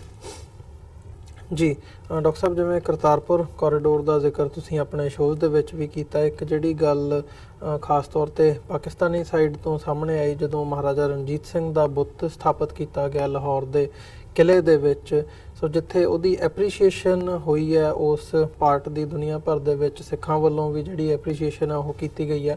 ਉੱਥੇ ਈਵਨ ਮਤਲਬ ਪਾਕਿਸਤਾਨੀ ਸਾਈਡ ਤੋਂ ਕੁਝ ਇਦਾਂ ਦੇ ਐਲੀਮੈਂਟਸ ਕਹਿ ਲਓ, ਕੁਝ ਬੰਦੇ ਇੰਡੀਵਿਜੂਅਲਸ ਕਹਿ ਲਓ, ਜਾਂ ਕੁਝ ਗਰੁੱਪਸ ਵੱਲੋਂ ਇਹਦਾ ਵਿਰੋਧ ਵੀ ਕੀਤਾ ਗਿਆ। ਈਵਨ PTI ਦੇ ਇੱਕ MLA ਹੈਗੇ ਆ ਸਿੰਧ ਤੋਂ, ਉਹਨਾਂ ਨੇ ਵੀ ਇਹਦਾ ਵਿਰੋਧ ਕੀਤਾ ਤੇ ਮਹਾਰਾਜਾ ਰਣਜੀਤ ਸਿੰਘ ਨੂੰ ਟਰਨਿਕਲ ਤੇ ਹੋਰ ਇਦਾਂ ਦੇ ਜਿਹੜੀ ਸ਼ਬਦਾਵਲੀ ਹੈ ਉਹ ਵਰਤੀ ਹੈ। ਕੀ ਸਮਝਦੇ ਹੋ ਜਿਹੜਾ ਇਹ ਵਿਰੋਧ ਦਾ ਕੀ ਕਾਰਨ ਹੈ, ਤੇ ਕਿਵੇਂ ਜਦੋਂ ਆਪਸੀ ਸਾਂਝ ਦੀ ਜਿੱਥੇ ਗੱਲ ਚੱਲ ਰਹੀ ਹੈ ਉੱਥੇ ਇਸ ਵਿਰੋਧ ਨੂੰ ਕਿਵੇਂ ਦੇਖਦੇ ਹੋ? ਦੇਖੋ, ਮੈਂ ਪਹਿਲਾਂ ਕਰਤਾਰਪੁਰ ਲਾਂਘੇ ਦੇ ਹਵਾਲੇ ਨਾਲ ਸਿੱਖ ਨੁਕਤਾ ਨਿਗਾਹ ਤੋਂ ਵੀ ਗੱਲ ਕਰਨਾ ਚਾਹੁੰਦਾ। ਬਾਕੀ ਫੈਕਟਰ ਤਾਂ ਅਸੀਂ ਹਮੇਸ਼ਾ ਹੀ ਐਪਰੀਸ਼ੀਏਟਿਵ ਖਾਸ ਤੌਰ ਤੇ ਇਮਰਾਨ ਖਾਨ ਹਕੂਮਤ ਔਰ ਫੌਜ ਵੱਲੋਂ ਕਰਦੇ। ਕਰਤਾਰਪੁਰ ਲਾਂਘਾ ਸਿਰਫ ਸਿੱਖਾਂ ਦੀਆਂ ਧਾਰਮਿਕ ਜਿਹੜੀਆਂ ਅਰਦਾਸਾਂ ਦਾ ਹੀ ਪੂਰਾ ਹੋਣਾ ਨਹੀਂ ਸੀ ਜਾਂ ਨਹੀਂ ਹੈ, ਇਹ ਦੋ ਕੌਮਾਂ ਦੀ ਗੁੱਡਵਿਲ ਵੀ ਹੈ। ਦੋ ਮੁਲਕ ਪਾਕਿਸਤਾਨ ਔਰ ਮੁਸਤਕਬਿਲ ਦਾ ਖਾਲਿਸਤਾਨ, ਉਹਨਾਂ ਦੀਆਂ ਪੈੜਾਂ ਨੂੰ ਮਜ਼ਬੂਤ ਕਰਨ ਵੱਲ ਵੀ ਹੈ। ਔਰ ਜਿਹਦਾ ਬਹੁਤ ਘੱਟ ਜ਼ਿਕਰ ਕਿਤੇ ਹੋਇਆ ਕਿ ਇਹ ਕਰਤਾਰਪੁਰ ਲਾਂਘੇ ਦਾ ਐਲਾਨ ਹੋਣ ਤੋਂ ਬਾਅਦ ਜਾਂ ਸੰਗੇ ਬੁਨਿਆਦ ਰੱਖਣ ਤੋਂ ਬਾਅਦ ਚਾਈਨਾ ਦਾ ਐਂਬੈਸਡਰ ਵੀ ਆਪਣੀ ਅਹਿਲੀਆ ਸਮੇਤ ਦਰਬਾਰ ਸਾਹਿਬ ਦੇ ਦਰਸ਼ਨਾਂ ਨੂੰ ਆਉਂਦਾ ਹੈ, ਅਟਾਰੀ ਬਾਰਡਰ ਤੇ ਵੀ ਉਹ ਆਉਂਦਾ ਹੈ ਜੀ। ਜਾਪਾਨ ਦਾ ਐਂਬੈਸਡਰ ਆਪਣੀ ਵਾਈਫ ਦੇ ਨਾਲ 2 ਹਫ਼ਤੇ ਪਹਿਲਾਂ ਦਰਬਾਰ ਸਾਹਿਬ ਆਇਆ ਔਰ ਉਹਨੇ ਕਿਹਾ ਜੀ ਜਾਪਾਨ ਦਾ ਬਹੁਤ ਇੰਟਰਸਟ ਹੈ ਪੰਜਾਬ 'ਚ, ਅਸੀਂ ਜਾਪਾਨੀ ਕੰਪਨੀਆਂ ਔਰ ਪੰਜਾਬ ਦੇ ਵਿੱਚ ਅਸੀਂ ਇਨਵੈਸਟ ਕਰਨਾ ਚਾਹੁੰਦੇ। ਚਾਈਨੀਜ਼ ਜਿਹੜਾ ਉਹਨਾਂ ਦਾ ਫੋਰਨ ਅਫੇਅਰਸ ਜਿਹੜੀ ਹੈ ਉਹ ਵੀ ਉਹਨੂੰ ਬਰੀਫਿੰਗ ਕਰਕੇ ਵੈਲਕਮ ਕਰਦੀ ਹੈ। ਰਸ਼ੀਅਨ ਐਂਬੈਸਡਰ ਜਿਹੜਾ ਹੈ ਉਹ ਇਸਲਾਮਾਬਾਦ ਦੇ ਵਿੱਚ ਸੈਮੀਨਾਰ ਦੇ ਵਿੱਚ ਉਹਨੂੰ ਵੈਲਕਮ ਕਰਦਾ ਹੈ, ਔਰ ਜ਼ਾਹਰ ਹੈ ਅਮਰੀਕਾ ਦਾ ਸਟੇਟ ਡਿਪਾਰਟਮੈਂਟ ਵੀ ਵੈਲਕਮ ਕਰਦਾ। ਸੋ ਸਾਨੂੰ ਵੀ ਇਹ ਜੇ ਅਸੀਂ ਸਿਗਨਲ ਕੈਚ ਕਰਨੇ ਨੇ ਤੇ ਇਹ ਗੱਲ ਸਮਝਣ ਵਾਲੀ ਵੀ ਹੋਣੀ ਚਾਹੀਦੀ ਹੈ ਕਿ ਗੱਲ ਇਹੀ ਨਹੀਂ ਹੈ ਕਿ ਇਹਦੇ ਨਾਲ ਸਾਡੀਆਂ ਰਿਲੀਜੀਅਸ ਜਾਂ ਉੱਥੋਂ ਭਾਰਤੀ ਕਬਜ਼ੇ ਵਾਲੇ ਪੰਜਾਬ ਚੋਂ ਸਿੱਖ ਜਾਂ ਭਾਰਤ ਦੇ ਬਾਕੀ ਸੂਬਿਆਂ ਚੋਂ ਸਿੱਖ ਦਰਸ਼ਨ ਕਰ ਸਕਣਗੇ। ਜੀ। ਪਰ ਇਹ ਸਾਨੂੰ ਇਹ ਮੈਸੇਜ ਵੀ ਹੈ ਕਿ ਜਿਹੜੇ ਲੋਕ ਇਹ ਕਿ ਜੀ ਲੈਂਡ ਲੌਕਡ ਹੈ ਕੀ ਬਣੇਗਾ, ਉਹਨਾਂ ਨੂੰ ਇਹ ਨਜ਼ਰ ਆਉਣਾ ਚਾਹੀਦਾ ਵੀ ਤੁਹਾਡੀ ਇਕਨੋਮੀ, ਤੁਹਾਡਾ ਔਰ ਉਹ ਜਿਹੜਾ ਕੋਰੀਡੋਰ ਹੈ ਉਹ ਤਾਂ ਕਰਤਾਰਪੁਰ ਸਾਹਿਬ ਦੇ ਲਾਗਿਓਂ ਦੀ ਲੰਘਦਾ ਔਰ ਉਹਨਾਂ ਮੁਲਕਾਂ ਦਾ ਐਵੇਂ all of A sudden interest ਨਹੀਂ ਹੈ। ਉਹ ਮੁਸਤਕਬਲ ਦੇ ਵਿੱਚ ਦੇਖਦੇ ਨੇ ਵੀ ਉਹਨਾਂ ਦੀਆਂ ਇਨਵੈਸਟਮੈਂਟਸ ਕਿੱਥੇ ਹੋ ਸਕਦੀਆਂ। ਸੋ ਇਹ ਫੈਕਟਰ ਬੜਾ ਅਹਿਮ ਹੈ। ਹੁਣ ਦੇਖਣ ਵਾਲੀ ਗੱਲ ਇਹ ਹੈ ਕਿ ਜੇ ਸਾਨੂੰ ਇਹ ਲੱਗਦਾ ਹੈ, ਹਮੇਸ਼ਾ ਜਿਵੇਂ ਮੈਂ ਆਪਣੇ ਮਿੱਤਰ ਸ਼ੇਖ ਸਾਹਿਬ ਦਾ ਜ਼ਿਕਰ ਕਰਦੇ ਹਾਂ, ਕਹਿੰਦਾ ਕਿ ਜਦੋਂ ਅਸੀਂ ਕਿਸੇ ਹੈਪਨਿੰਗ ਤੇ ਖੁਸ਼ ਵੀ ਹੁੰਦੇ ਸੀ ਤੇ ਉਹ ਗੰਭੀਰ ਹੁੰਦੇ ਸੀ, ਉਹਨਾਂ ਨੇ ਕਹਿਣਾ ਇਹ ਦੇਖੋ ਕਿ ਦੁਸ਼ਮਣ ਕਿਵੇਂ ਸੋਚਦਾ। ਹੁਣ ਜੇ ਸਾਨੂੰ ਲੱਗਦਾ ਹੈ ਕਿ ਵੀ ਦੋ ਕੌਮਾਂ ਦੇ ਸਬੰਧ, ਦੋ ਮੁਲਕਾਂ ਦੇ ਸਬੰਧ ਔਰ ਗੁੱਡਵਿਲ ਔਰ ਪਾਕਿਸਤਾਨ ਦੇ ਹਾਈ ਕਮਿਸ਼ਨਰ, ਐਮਬੈਸਡਰ ਦੁਨੀਆ ਭਰ 'ਚ ਗੁਰਦੁਆਰਿਆਂ ਦੇ ਅੰਦਰ ਵੈਲਕਮ, ਜਦੋਂ ਕਿ ਇੰਡੀਅਨ ਡਿਪਲੋਮੈਟ ਔਰ ਉਹਨਾਂ ਦੇ ਜਿਹੜੇ ਨੇ ਫੋਰਨ ਆਫਿਸ ਵਾਲੇ ਉਹਨਾਂ ਦੇ ਉੱਤੇ ਪਾਬੰਦੀਆਂ, ਫਿਰ ਦੁਸ਼ਮਣ ਕੀ ਕਰੇਗਾ। ਇੱਕ ਤਾਂ ਅਸੀਂ ਦੇਖਿਆ ਵੀ ਪਾਕਿਸਤਾਨ ਦੇ ਵਿਦਨ ਉਹ ਬਲੋਚਿਸਤਾਨ ਨੈਸ਼ਨਲਿਸਟਿਕ ਜਿਹੜੀ ਲਿਬਰੇਸ਼ਨ ਆਰਮੀ ਹੋਏ ਜਾਂ ਹੋਰ ਦਹਿਸ਼ਤਗਰਦੀ ਕਾਰਵਾਈਆਂ। ਔਰ ਦੂਸਰਾ ਪਾਰਟ ਮੈਂ ਸਮਝਦਾ ਵੀ ਜਿਹੜਾ ਸਾਨੂੰ ਥੋੜਾ ਜਿਹਾ ਜਿਸ ਦੇ ਉੱਤੇ ਧਿਆਨ ਦੇਣ ਦੀ ਲੋੜ ਹੈ, ਔਰ ਮੈਂ ਆਲਰੇਡੀ ਇਸ ਦੇ ਉੱਤੇ ਗੱਲ ਵੀ ਕੀਤੀ ਹੈ ਡਿਫਰੈਂਟ ਸ਼ੋਜ਼ ਦੇ ਵਿੱਚ, ਜਦੋਂ ਜ਼ਖਮ ਅੱਲੇ ਹੁੰਦੇ ਨੇ, ਸੱਟ ਲੱਗ ਕੇ ਤਾਜ਼ਾ ਹਟਦੀ ਹੈ, ਤੁਹਾਡੇ ਟਾਂਕੇ ਲੱਗ ਵੀ ਜਾਂਦੇ ਨੇ, ਫਿਰ ਵੀ ਤੁਹਾਨੂੰ ਆਰਾਮ ਦੀ ਸਲਾਹ ਦਿੱਤੀ ਜਾਂਦੀ ਹੈ ਕਿ ਵੀ ਕਿਤੇ ਤੋਪੇ ਖੁੱਲ ਨਾ ਜਾਣ। ਜੀ। ਸੋ ਮੈਂ ਸਮਝਦਾ ਹਾਂ ਵੀ ਇਹ ਜਿਹੜੀ ਇੱਕ ਬਿਟਰਨੈਸ ਦਾ ਦੌਰ 47 ਦੇ ਪੀਰੀਅਡ ਦਾ, ਉਸ ਤੋਂ ਬਾਅਦ 65-71 ਦੀਆਂ ਜੰਗਾਂ ਵੇਲੇ ਜਿਵੇਂ ਸਿੱਖ ਫੌਜ ਨੂੰ ਇਸਤੇਮਾਲ ਕੀਤਾ, ਔਰ 18ਵੀਂ ਸਦੀ ਦੀ ਸਾਈਕੋ ਹਿਸਟਰੀ, ਇਹ ਸਾਨੂੰ ਮੈਂ ਸਮਝਦਾ ਵੀ ਇਮਾਨਦਾਰ ਦੋਸਤ ਉਹ ਹੁੰਦਾ ਜਿਹੜਾ ਇਮਾਨਦਾਰੀ ਨਾਲ ਜਿੱਥੇ ਐਗਰੀਮੈਂਟਸ ਨੇ ਉਹਨੂੰ ਐਗਰੀ ਕਰੇ, ਜਿੱਥੇ ਡਿਫਰੈਂਸਿਸ ਨੇ ਜੇ ਹਰ ਚੀਜ਼ ਇੱਕੋ ਹੀ ਹੈ ਤੇ ਫਿਰ ਦੋ ਮਜ਼ਹਬਾਂ ਦੀ ਲੋੜ ਹੀ ਨਹੀਂ ਹੁੰਦੀ, ਤਿੰਨਾਂ ਦੀ ਜੇ ਦੋਵਾਂ 'ਚ ਇੱਕੋ ਹੈ, ਦੋਨਾਂ ਦੀ ਆਪਣੀ ਅੱਡ-ਅੱਡ ਹੈ, ਫਿਰ ਤੀਸਰੇ ਦੀ ਲੋੜ ਨਹੀਂ ਹੁੰਦੀ। ਸੋ ਦੇਖੋ ਕੁਝ ਚੀਜ਼ਾਂ ਬੁਨਿਆਦੀ ਨੇ, ਜੇ ਅਸੀਂ ਦੋਨਾਂ ਕੌਮਾਂ ਦੀ ਮਜ਼ਹਬੀ ਸਾਂਝ ਦੀ ਗੱਲ ਕਰੀਏ ਤੇ ਉਹ ਬੁਨਿਆਦੀ ਸਾਂਝ ਹੈ ਜਿਹਨੂੰ ਅਲਾਮਾ ਇਕਬਾਲ ਨੇ ਵਹਾਦਤ ਦੀ ਗੱਲ ਕਰਦੇ ਆ, ਤੌਹੀਦ ਦੀ ਗੱਲ ਕਰਦੇ ਆ, ਸਾਨੂੰ ਜੋੜਿਆ। ਜੇ ਅਸੀਂ ਤਹਿਜ਼ੀਬ ਦੀ ਗੱਲ ਕਰੀਏ ਉਹ ਵੀ ਬੁਨਿਆਦੀ ਹੈ, ਉਹੀ ਜ਼ਬਾਨ, ਉਹੀ ਖਾਣ ਪਾਣ, ਉਹੀ ਦੂਸਰਾ। 18ਵੀਂ ਸਦੀ ਦੀ ਹਿਸਟਰੀ ਥੋੜੀ ਟਰਬਲਡ ਹੈ ਇਸ ਲਈ ਕਿ ਅੱਜ ਵੀ ਇੱਕ ਤਬਕਾ ਦੋਨੋਂ ਪਾਸੇ, ਸਾਡੇ 'ਚ ਵੀ ਉਸ ਕਿਸਮ ਦੇ ਬਾਇਰਸ ਲੋਕ ਨੇ ਜਿਨ੍ਹਾਂ ਨੂੰ 70-72 ਸਾਲ 'ਚ ਇਹਨਾਂ ਨੇ ਐਸੀ ਟ੍ਰੇਨਿੰਗ ਦਿੱਤੀ ਹੋਈ ਹੈ, ਇਹਨਾਂ ਦੀਆਂ ਇਤਿਹਾਸ ਦੀਆਂ ਕਿਤਾਬਾਂ ਨੇ ਕਿ ਅਸੀਂ ਇੱਕ ਸਟੇਜ ਤੇ ਮੁਸਲਮਾਨਾਂ ਪ੍ਰਤੀ ਬਾਇਸਡ ਐਟੀਟਿਊਡ ਰੱਖਦੇ ਹਾਂ। ਜੀ। ਇਸੇ ਤਰ੍ਹਾਂ ਜਿਹੜਾ ਪਾਕਿਸਤਾਨ 'ਚ ਵੀ 70-72 ਸਾਲ ਦੇ ਵਿੱਚ ਜਿਹੜੇ ਤਾਲੀਮੀ ਅਦਾਰੇ ਸੀ ਜਾਂ ਕੁਝ ਲੋਕ ਜਿਹੜੇ 47 ਦੇ ਵਿੱਚ ਵਿਕਟਮ ਬਣੇ ਦੋਨੋਂ ਪਾਸਿਓਂ, ਉਹ ਇੱਕ ਆਪਣਾ ਕੈਰੀ ਕਰ ਰਹੇ ਨੇ। ਔਰ ਇਹ ਜਿਹੜੀ ਇੰਡੀਅਨ ਇਨਫਿਲਟ੍ਰੇਸ਼ਨ ਹੈ ਜਿਹੜੀ ਉਸ ਬਹਾਨੇ ਦੇ ਨਾਲ ਕਿਤੇ ਨਾ ਕਿਤੇ ਉਹ ਸਿੱਖਾਂ ਨੂੰ ਵੀ ਦੱਸਦੀ ਹੈ ਸੋਸ਼ਲ ਮੀਡੀਆ ਦੇ ਉੱਤੇ ਕਿ ਜੀ ਤੁਸੀਂ ਕਿੱਥੇ ਇਤਬਾਰ ਕਰਕੇ ਤੁਰੇ ਹੋਏ ਹੋ, ਇਹ ਹੋਇਆ ਗੁਰੂ ਕੇ ਸਾਹਿਬਜ਼ਾਦੇ ਸ਼ਹੀਦ ਕੀਤੇ, ਗੁਰੂ ਤੇਗ ਬਹਾਦਰ ਸਾਹਿਬ ਸ਼ਹੀਦ ਕੀਤੇ, ਉਹ ਤਾਂ ਅਸੀਂ ਹਿਸਾਬ ਕਰ ਲਿਆ ਬਰਾਬਰ, ਜਿਹੜਾ ਜੋ ਤੁਸੀਂ ਕੀਤਾ ਜੂਨ 84 ਔਰ ਨਵੰਬਰ 84 ਚ ਜਿਹੜੀਆਂ ਨਸਲ ਕੁਸ਼ੀਆਂ। ਸੋ ਇਸ ਕਿਸਮ ਦੀਆਂ ਗੱਲਾਂ ਕਰਨ ਵਾਲਿਆਂ ਨੂੰ ਪਹਿਲਾਂ ਕਰੰਟ ਵੱਲ ਦੇਖਣਾ ਚਾਹੀਦਾ ਵੀ ਕੀ ਹੋਇਆ। ਮਾਜ਼ੀ ਤੇ ਸਾਡਾ ਕੋਈ ਕੰਟਰੋਲ ਨਹੀਂ ਹੈ, ਰਾਜੇ ਮਹਾਰਾਜੇ ਦੂਸਰੇ ਜ਼ਿਆਦਤੀਆਂ ਵੀ ਕਰਦੇ ਨੇ, ਉਹਨਾਂ ਨੇ ਆਪਣੇ ਪਰਿਵਾਰਾਂ ਨੂੰ ਕਿਹੜਾ ਬਖਸ਼ਿਆ। ਮੁਗਲ ਸਲਤਨਤ ਦਾ ਜੇ ਦੇਖੀਏ ਤੇ ਪਿਓ ਨੇ ਪੁੱਤਰ ਮਾਰਿਆ, ਭਰਾ ਨੇ ਸਿੱਖਾਂ ਨੇ ਵੀ ਘੱਟ ਨਹੀਂ ਕੀਤੀ। ਜੇ ਪੋਸਟ ਮਹਾਰਾਜਾ ਰਣਜੀਤ ਸਿੰਘ ਅਸੀਂ ਦੇਖੀਏ ਕਿਸ ਕਿਸਮ ਦਾ ਮਾਹੌਲ ਰਿਹਾ। ਸੋ ਮੈਂ ਸਮਝਦਾ ਹਾਂ ਵੀ ਇਹ ਜਿਹੜਾ ਲਾਹੌਰ ਫੋਰਟ ਦੇ ਵਿੱਚ ਯੂਕੇ ਦੀ ਸਿੱਖ ਫਾਊਂਡੇਸ਼ਨ ਵੱਲੋਂ ਕਪਾਨੀ ਫਾਊਂਡੇਸ਼ਨ ਅਮਰੀਕਾ ਦੇ ਨਾਲ ਮਿਲ ਕੇ ਇੱਕ ਉਹਨਾਂ ਦਾ ਕੋਡ ਚੜਿਆ 9.5 ਫੁੱਟ ਦਾ ਜਿਹੜਾ ਬੁੱਤ ਦਾ ਲਾਣੇ। ਦੇਖੋ ਦੋ ਤਰ੍ਹਾਂ, ਇੱਕ ਹਕੂਮਤੀ ਅਦਾਰੇ ਨੇ, ਇਮਰਾਨ ਖਾਨ ਤੋਂ ਲੈ ਕੇ ਪੰਜਾਬ ਦੇ ਗਵਰਨਰ ਚੌਧਰੀ ਮੁਹੰਮਦ ਸਰਵਰ ਤੱਕ ਜਾਂ ਉਹਨਾਂ ਦਾ ਸਾਰਾ, ਉਹ ਜ਼ਾਹਰ ਹੈ ਕਿ ਸਿੱਖਾਂ ਨੂੰ ਵੀ, ਬੋਧੀਆਂ ਨੂੰ ਵੀ, ਜੈਨੀਆਂ ਨੂੰ ਵੀ, ਟੂ ਸਮ ਐਕਸਟੈਂਟ ਹਿੰਦੂਆਂ ਨੂੰ ਵੀ ਇਹ ਮੈਸੇਜ ਦੇ ਰਹੇ ਨੇ ਕਿ ਜੀ ਤੁਹਾਡੀ ਜੇ ਲੈਗੇਸੀ ਇੱਥੇ ਹੈ, ਇਹ ਮੁਲਕ ਓਪਨ ਹੈ ਤੁਹਾਡੇ ਲਈ, ਅਸੀਂ ਤੁਹਾਡੇ ਧਾਰਮਿਕ ਔਰ ਤੁਹਾਡੇ ਜਿਹੜੇ ਕਲਚਰਲ ਨੇ ਸਿੰਬਲ ਉਹਨਾਂ ਦਾ ਰਿਸਪੈਕਟ ਕਰਦੇ ਆ, ਆਓ ਤੁਸੀਂ ਵਿਜ਼ਿਟ ਕਰੋ। ਉਹ ਲੌਂਗ ਟਰਮ ਇਨਵੈਸਟਮੈਂਟ ਵੀ ਹੈ ਰਿਲੀਜੀਅਸ ਟੂਰਿਜ਼ਮ ਦੇ ਨਾਂ ਥੱਲੇ। ਦੂਸਰੇ ਪਾਸੇ ਅਸੀਂ ਦੇਖਦੇ ਹਾਂ ਕਿ ਲਾਹੌਰ ਕਿਲਾ ਜਿਸ ਦੇ ਨਾਲ ਸਭ ਦਾ ਇਤਿਹਾਸ ਜੁੜਿਆ ਹੋਇਆ, ਮੁਗਲਾਂ ਦਾ ਵੀ, ਮੁਗਲਾਂ ਨੇ ਉਹਨੂੰ ਸ਼ਾਨ ਦਿੱਤੀ, ਲਾਹੌਰ ਨੂੰ ਸ਼ਾਲੀਮਾਰ ਬਾਗ ਬਣਾਇਆ, ਸ਼ੇਖੂ ਜਹਾਂਗੀਰ ਦੇ ਲਈ ਉਹ ਭਾਰਤ ਦੀ ਕੈਪੀਟਲ ਹੀ ਸੀ। ਸਿੱਖਾਂ ਨੇ ਵੀ 40 ਸਾਲ ਰਣਜੀਤ ਸਿੰਘ ਦੇ ਥੱਲੇ ਔਰ 10 ਸਾਲ ਉਸ ਤੋਂ ਬਾਅਦ ਉਹ ਫਿਰ ਅੰਗਰੇਜ਼, ਉਹਨਾਂ ਦੀ ਵੀ ਆਪਣੀ ਲੈਗੇਸੀ ਹੈ। ਸੋ ਮੈਂ ਸਮਝਦਾ ਹਾਂ ਵੀ ਜੇ ਤੁਸੀਂ ਬੀਤੇ ਦੇ ਇਤਿਹਾਸ ਨੂੰ ਉਹਦੇ ਪਰਸਪੈਕਟਿਵ 'ਚ ਨਹੀਂ ਦੇਖੋਗੇ, ਹਰ ਗੱਲ ਨੂੰ ਅਸੀਂ ਮਜ਼ਹਬੀ ਲਾਈਨ ਦੇ ਉੱਤੇ ਡਰਾ ਕਰਨ ਦੀ ਗੱਲ ਕਰਾਂਗੇ ਫਿਰ ਤਾਂ ਆਪਸੀ ਜਿਹੜੇ ਹਰ ਮਜ਼ਹਬ ਦੇ ਵਿੱਚ ਆਪਣੇ ਫਿਰਕੇ ਨੇ ਉਹ ਵੀ ਇੱਕ ਥਾਂ ਤੇ ਨਹੀਂ ਬੈਠ ਸਕਦੇ। ਸੋ ਮੈਂ ਨਹੀਂ ਸਮਝਦਾ ਵੀ ਇਸ ਨੂੰ ਈਵਨ ਡਰੈਗ ਕਰਨ ਦੀ ਲੋੜ ਹੈ, ਕਿਉਂਕਿ ਇੱਕ ਵੈਸਟਡ ਇੰਟਰਸਟ ਵੀ ਨੇ ਜਿਹੜੇ ਇੰਡੀਅਨ ਵੀ ਨੇ, ਕਿਸੇ ਹੱਦ ਤੱਕ ਉੱਥੇ ਇਸ ਕਿਸਮ ਦੀ ਸੋਚ ਵੀ ਹੈ ਜਿਨ੍ਹਾਂ ਨੂੰ ਸ਼ਾਇਦ ਇਹ ਲੱਗਦਾ ਹੈ ਕਿ ਵੀ ਇਹ ਜਿਹੜਾ ਹੈ ਉਹਨਾਂ ਦੀ ਜਿਹੜੀ ਆਈਡੀਓਲੋਜੀ ਹੈ, ਜਿਸ ਕਿਸਮ ਦਾ ਇਹ ਸੁਸਾਇਟੀ ਉਹ ਚਾਹੁੰਦੇ ਨੇ, ਮਾਸ਼ਰਾ ਉਹ ਚਾਹੁੰਦੇ ਨੇ, ਉਹਦੇ ਨਾਲ ਉਹਨਾਂ ਨੂੰ ਮੇਲ ਨਹੀਂ ਖਾਂਦਾ ਲੱਗਦਾ। ਉਹਨਾਂ ਨੂੰ ਤਾਂ ਪਾਕਿਸਤਾਨ ਦਾ ਡੈਮੋਕ੍ਰੈਟਿਕ ਸਿਸਟਮ ਵੀ ਲੱਗਦਾ ਹੈ ਕਿ ਵੀ ਇਹ ਜਿਹੜਾ ਹੈ ਉਹਨਾਂ ਦਾ ਜਿਹੜਾ ਤਸੱਵੁਰ ਹੈ ਮਜ਼ਹਬ ਦਾ, ਉਹਦੇ ਨਾਲ ਇਹ ਹਮੇਸ਼ਾ ਡਿਬੇਟਸ ਰਹਿੰਦੀਆਂ ਨੇ। ਲੇਕਿਨ ਮੈਂ ਸਮਝਦਾ ਹਾਂ ਵੀ ਦੇਖਣ ਵਾਲੀ ਗੱਲ ਇਹ ਹੈ ਕਿ ਜਿੰਨੀ ਗੁੱਡਵਿਲ, ਜਿੰਨੀ ਸਪੋਰਟ ਇਸ ਸਾਰੇ ਪੀਰੀਅਡ 'ਚ ਸਿੱਖਾਂ ਨੂੰ ਪਾਕਿਸਤਾਨ ਔਰ ਪਾਕਿਸਤਾਨੀ ਆਵਾਮ ਤੋਂ ਆਈ ਹੈ, ਦੁਨੀਆ ਦਾ ਹੋਰ ਕਿਹੜਾ ਖਿੱਤਾ ਹੈ ਜਿੱਥੇ ਸਿੱਖਾਂ ਲਈ ਇੰਨੀ ਹਮਦਰਦੀ ਜਾਂ ਪਿਆਰ ਹੈ। ਤੇ ਜੇ ਉੱਥੇ ਕੋਈ ਇਸ ਕਿਸਮ ਦੀ ਨੈਗੇਟਿਵਿਟੀ ਵੀ ਹੁੰਦੀ ਹੈ, ਉਹਨੂੰ ਸਾਨੂੰ ਪੋਜ਼ਿਟਿਵ ਡਿਬੇਟ ਦੇ ਵਿੱਚ ਲਿਆ ਕੇ ਸਾਨੂੰ ਜਿਹੜਾ ਉਹਨਾਂ ਕੰਸਰਨਸ ਨੂੰ ਵੀ, ਜੇ ਕੋਈ ਕੰਸਰਨ ਹੈ, ਮੈਂ ਸਮਝਦਾ ਵੀ ਜਿਹੜੇ ਲੋਕ ਸਾਂਝਾਂ ਲਈ ਵੀ ਤੁਰੇ ਹੋਏ ਨੇ, ਜਿਵੇਂ ਮੈਂ ਕਿਹਾ ਵੀ ਜ਼ਖਮ ਅੱਲੇ ਨੇ, ਉਹਨਾਂ ਨੂੰ ਬਹੁਤ ਸੋਚ ਕੇ ਤੁਰਨਾ ਚਾਹੀਦਾ ਹੈ ਵੀ ਜਿਹੜੇ ਥੋੜੇ ਬਹੁਤ ਬਿਟਰਨੈਸ ਦੇ ਪੁਆਇੰਟ ਨੇ ਜਾਂ ਜਿਨ੍ਹਾਂ ਨੁਕਤਿਆਂ ਦੇ ਉੱਤੇ ਸ਼ਾਇਦ ਜੇ ਹੁਣ ਤੁਸੀਂ ਕਿਸੇ ਇਸ਼ੂ ਦੀ ਡਿਬੇਟ ਖੋਲ ਲਓ ਜਿਹੜੀ ਝਗੜੇ ਵਾਲੀ ਹੋਏ ਔਰ ਇਹ ਆਪਣੇ ਆਪ ਦੇ ਵਿੱਚ ਫਿਰ ਉਹ ਡਿਵੀਜ਼ਨ ਵੱਲ ਗੱਲ ਜ਼ਿਆਦਾ ਜਾਂਦੀ ਹੈ। ਇਸ ਵੇਲੇ ਸਾਨੂੰ ਜਿਹੜੀਆਂ 90% ਸਾਡੀਆਂ ਸਿਮਿਲੈਰਿਟੀਜ਼ ਨੇ ਮਜ਼ਹਬ ਦੇ ਹਵਾਲੇ ਨਾਲ, ਤਹਿਜ਼ੀਬ ਦੇ ਹਵਾਲੇ ਨਾਲ ਔਰ ਅੱਜ ਦੀ ਕਰੰਟ ਪੋਲੀਟੀਕਲ ਸਿਚੁਏਸ਼ਨ ਦੇ ਹਵਾਲੇ ਨਾਲ।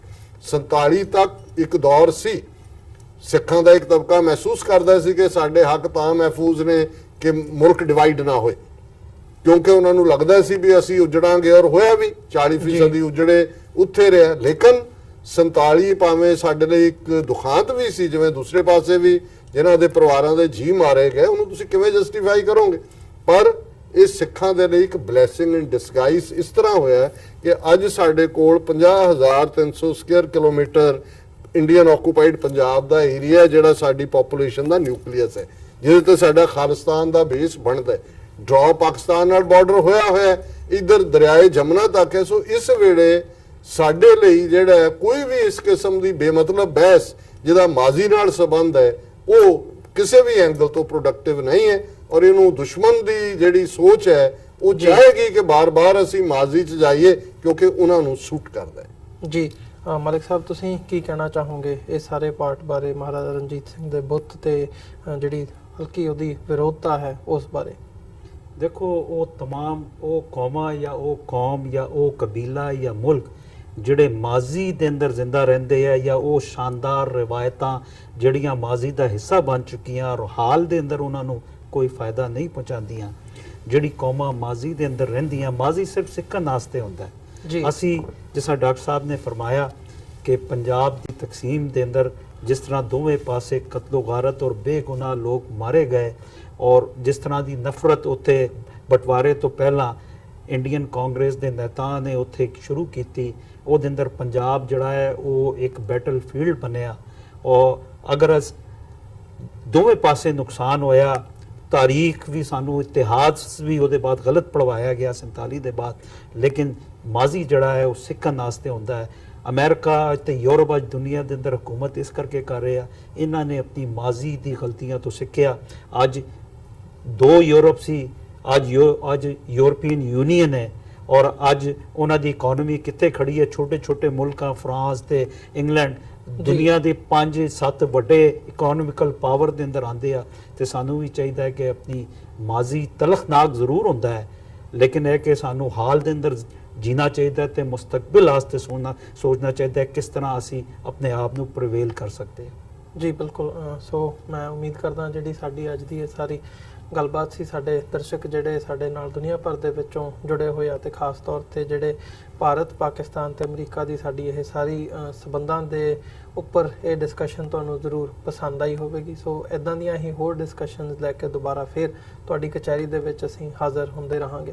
ਮਲਿਕ ਸਾਹਿਬ ਤੁਹਾਡਾ ਤੇ ਡਾਕਟਰ ਸਾਹਿਬ ਤੁਹਾਡਾ ਵੀ ਬਹੁਤ ਬਹੁਤ ਧੰਨਵਾਦ। ਫਤਿਹ ਦੀ ਸਾਂਝ ਪਾਈ ਅੰਤ ਦੇ ਵਿੱਚ। ਵਾਹਿਗੁਰੂ ਜੀ ਕਾ ਖਾਲਸਾ, ਵਾਹਿਗੁਰੂ ਜੀ ਕੀ ਫਤਿਹ।